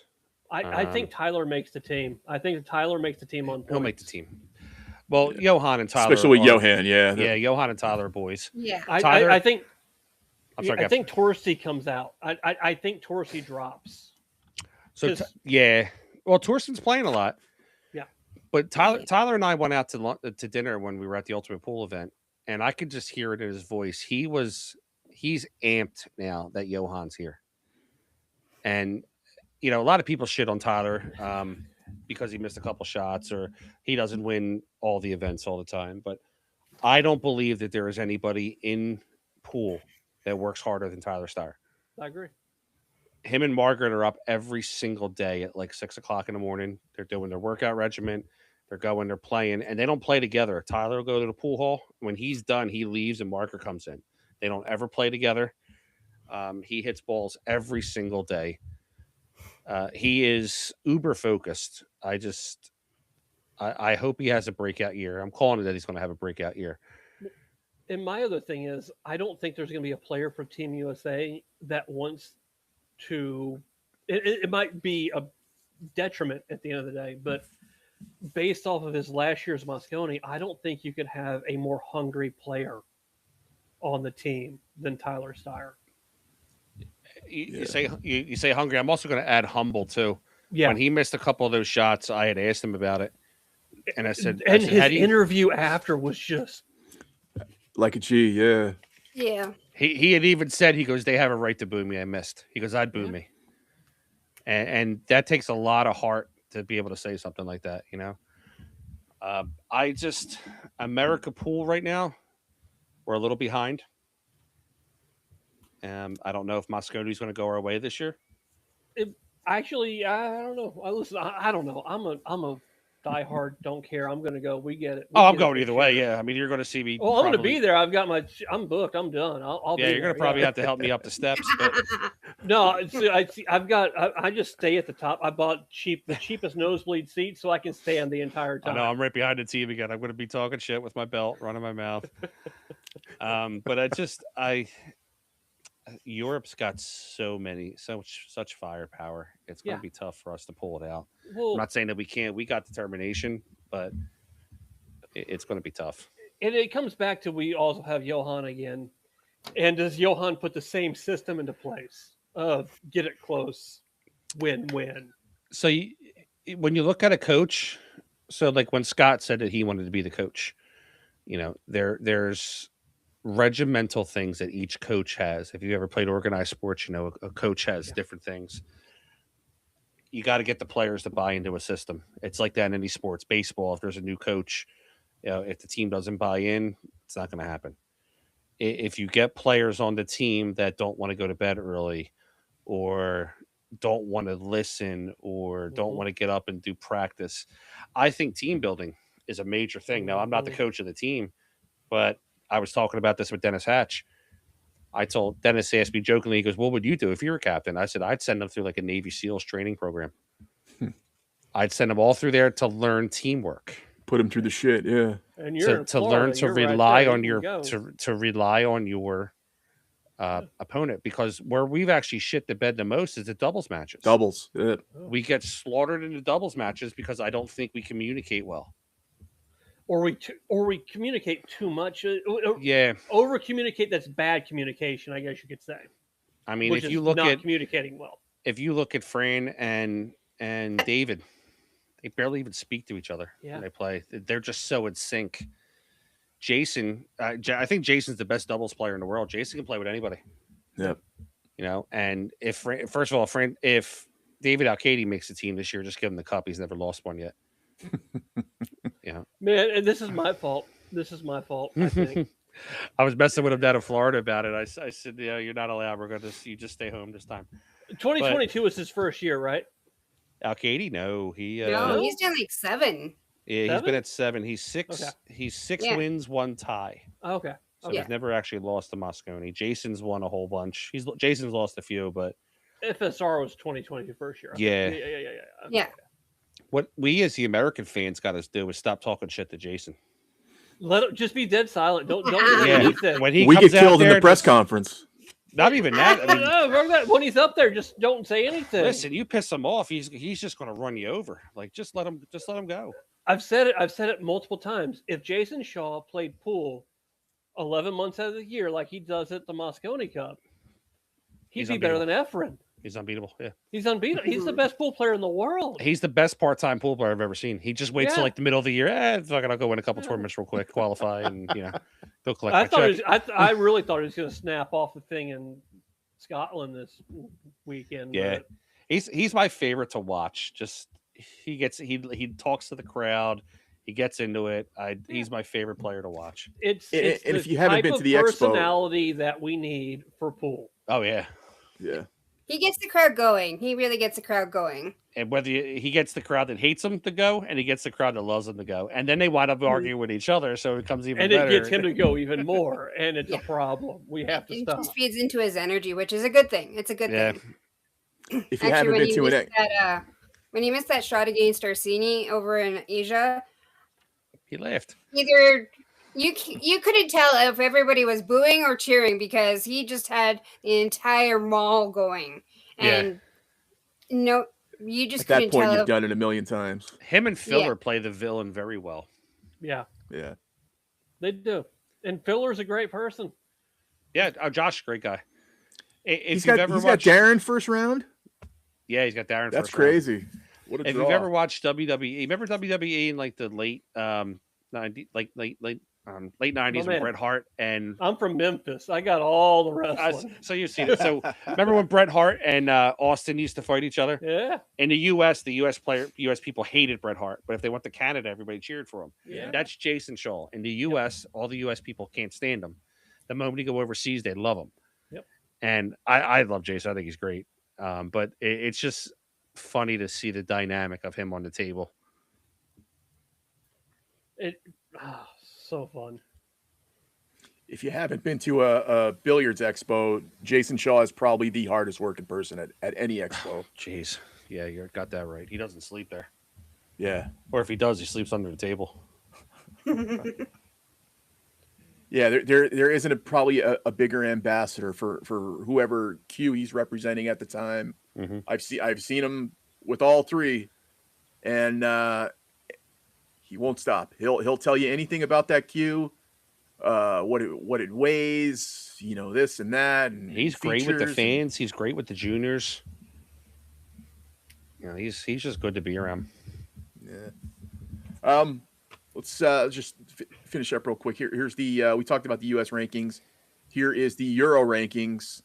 Number 1, Diana's guy Moritz, 41,000. FSR in second with 35,000. Oliver Zelnoki, third place, 30 grand. Fourth place, Mario He with 17,750. Right below him is Jonas with 17 grand. Sixth place, Big Kachi, Eklund Kachi, 13,000. Seventh place, another German on the list, Felix Vogel, Young 10,225. And like you talked about him a few minutes ago, Fraser Patrick, eighth place, 10,025. Ninth place, Josh Filler, 10 grand. And that is the Euro list. Give me Mario He on the Euro team. I just want Mario He on the Euro team. He deserves it. I love what he has to Mario bring to He, but I think and Orlando, I think it cracks him. So I just want him there. Yeah. Well, we'll see if he's truly stepping his game up. He'll weather the storm a little bit. Yeah, there's he does. There's like 11 tournaments to go though. There's going to be a lot. It's just so amazing how many tournaments. Like we're almost halfway through the year and we haven't even started the pool schedule yet. Yeah.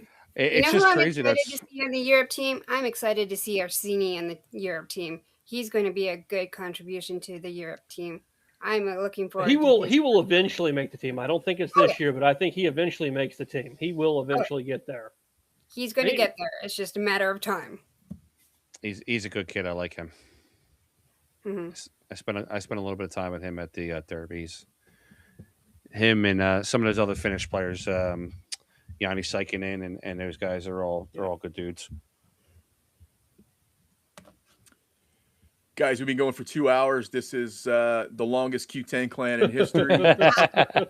Let's wrap this up. Let me shout out our sponsors real quick. Obviously, we're here with Frank Maialetti. He's been I don't want to disrespect anybody else, but I mean you've been one of the best guests we've ever had on here. You've covered so many different things. Obviously you got the major setup and the product and everything, and that's outstanding. You got the match coming up with Ashley and Rachel, YouTube, BSN Pool, Billiard Sport Network. You got Frank _Maialetti _BSN on Instagram, Frank Maialetti at Facebook. So check him out there. Please check out the Billiard Sports Network. I mean, that's we're close to 25,000 subscribers. So if you can, just hit that subscribe button for me. For Pool, that's the best you can do to help me out. Yeah, for Pool, that's massive. Yeah, and we talk about Mickey Krause and the community they're developing. I mean, the community in Pool is this right here. Yeah, mine's 25 organic. We didn't buy any. We didn't buy any robots. Our other sponsors on the show, Hammer Custom Cues on Facebook, Hammer Cues on Instagram. He is one of the most supportive people in the pool industry. He was teasing me the other day. He was talking about, I got my vinyl machine all set up. He goes, what color do you want your stickers to be on the cue? Got my Cricut, right? I was like, no. So yeah, he's building me a cue. At first we were kind of leaning towards Ginky's my hero. We were kind of leaning towards like a Ginky repro of his famous cue. But now I just want him to go wild. You know, he's the artist. This is what he does.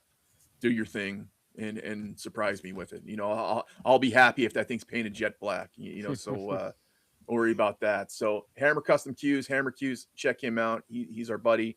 And then Greg, Red Door Den Training Center on Facebook, Red Door Den Training Center on YouTube. He's got a great YouTube channel. Get in touch with him on any of those sites. Also Greg Hogue on Facebook. He's got the deal, 2 hours of training for 80 buckaroos.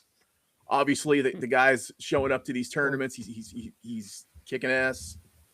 And I mean, that's what you want in a trainer, a guy who's gonna look at your flaws and correct those flaws, whether instead of just teaching you how to do a stop shot and a follow shot over and over. You know, he's gonna get to the root problems of your game. He's gonna fix them.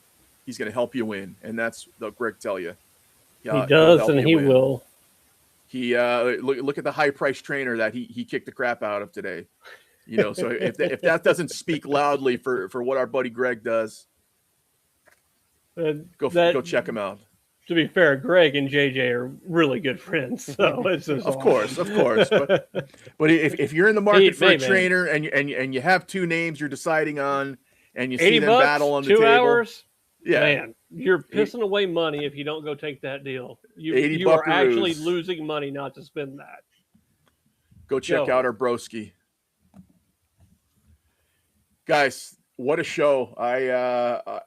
I'm sitting here halfway through and I was like, man, I'm going to have so many fucking clips to make. There's so many quotables and Frank, we're so happy to have you on. Yeah, thanks for having me on, guys. You messaged me last weekend and I was making clips and you were like, what's your schedule look like?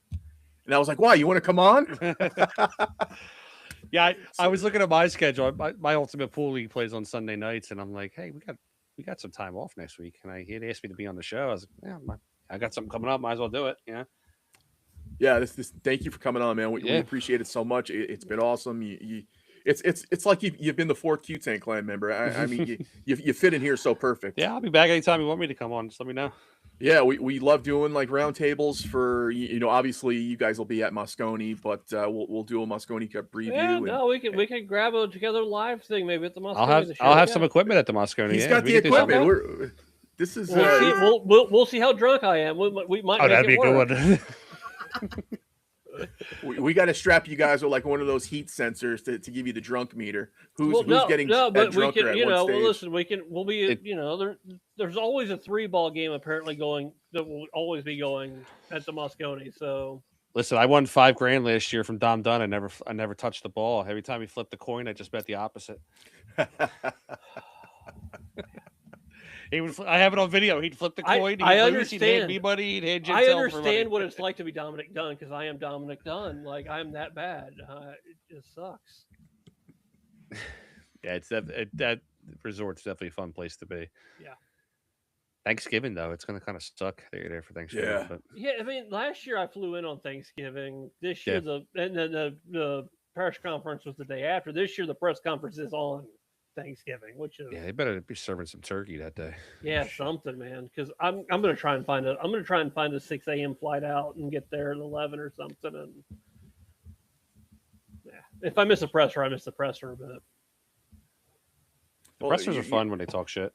You're in the business now, Jeff. You got to get there. You got to be the man on the scene. I'm gonna be there. I just said I'm gonna find a 6 a.m. flight out. We got to get you a microphone, and you got to start grabbing interviews. No, I got to get one of those clip-on chest microphone things. I get about 5 of them. You can have one.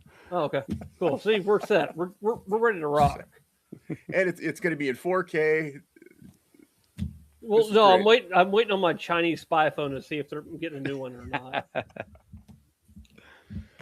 All right, you guys. Frank, thank you for coming on. We appreciate it so much. Guys in the chat, thank you. I'm sorry I didn't get to everybody. I wanted to give Frank my undivided attention. You know I love you guys. Please look for the show, follow the show, share the show, subscribe to my channel, subscribe to Frank's channel, subscribe to Diana's channel. It's booming out there. Shit, we need the money. Yeah, that's what we were talking about. Our buddy Hammer Q's and share and everything else. Yeah, our buddy he shares everything. He likes everything, and that's what we need in pool. It's not so much go to my Patreon and donate. You can do that too, but just subscribe and follow and interact with us. Simple.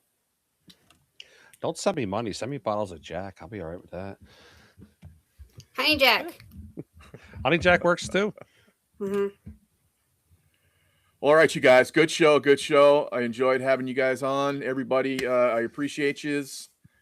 We will see you again. So take care. Comb your hair.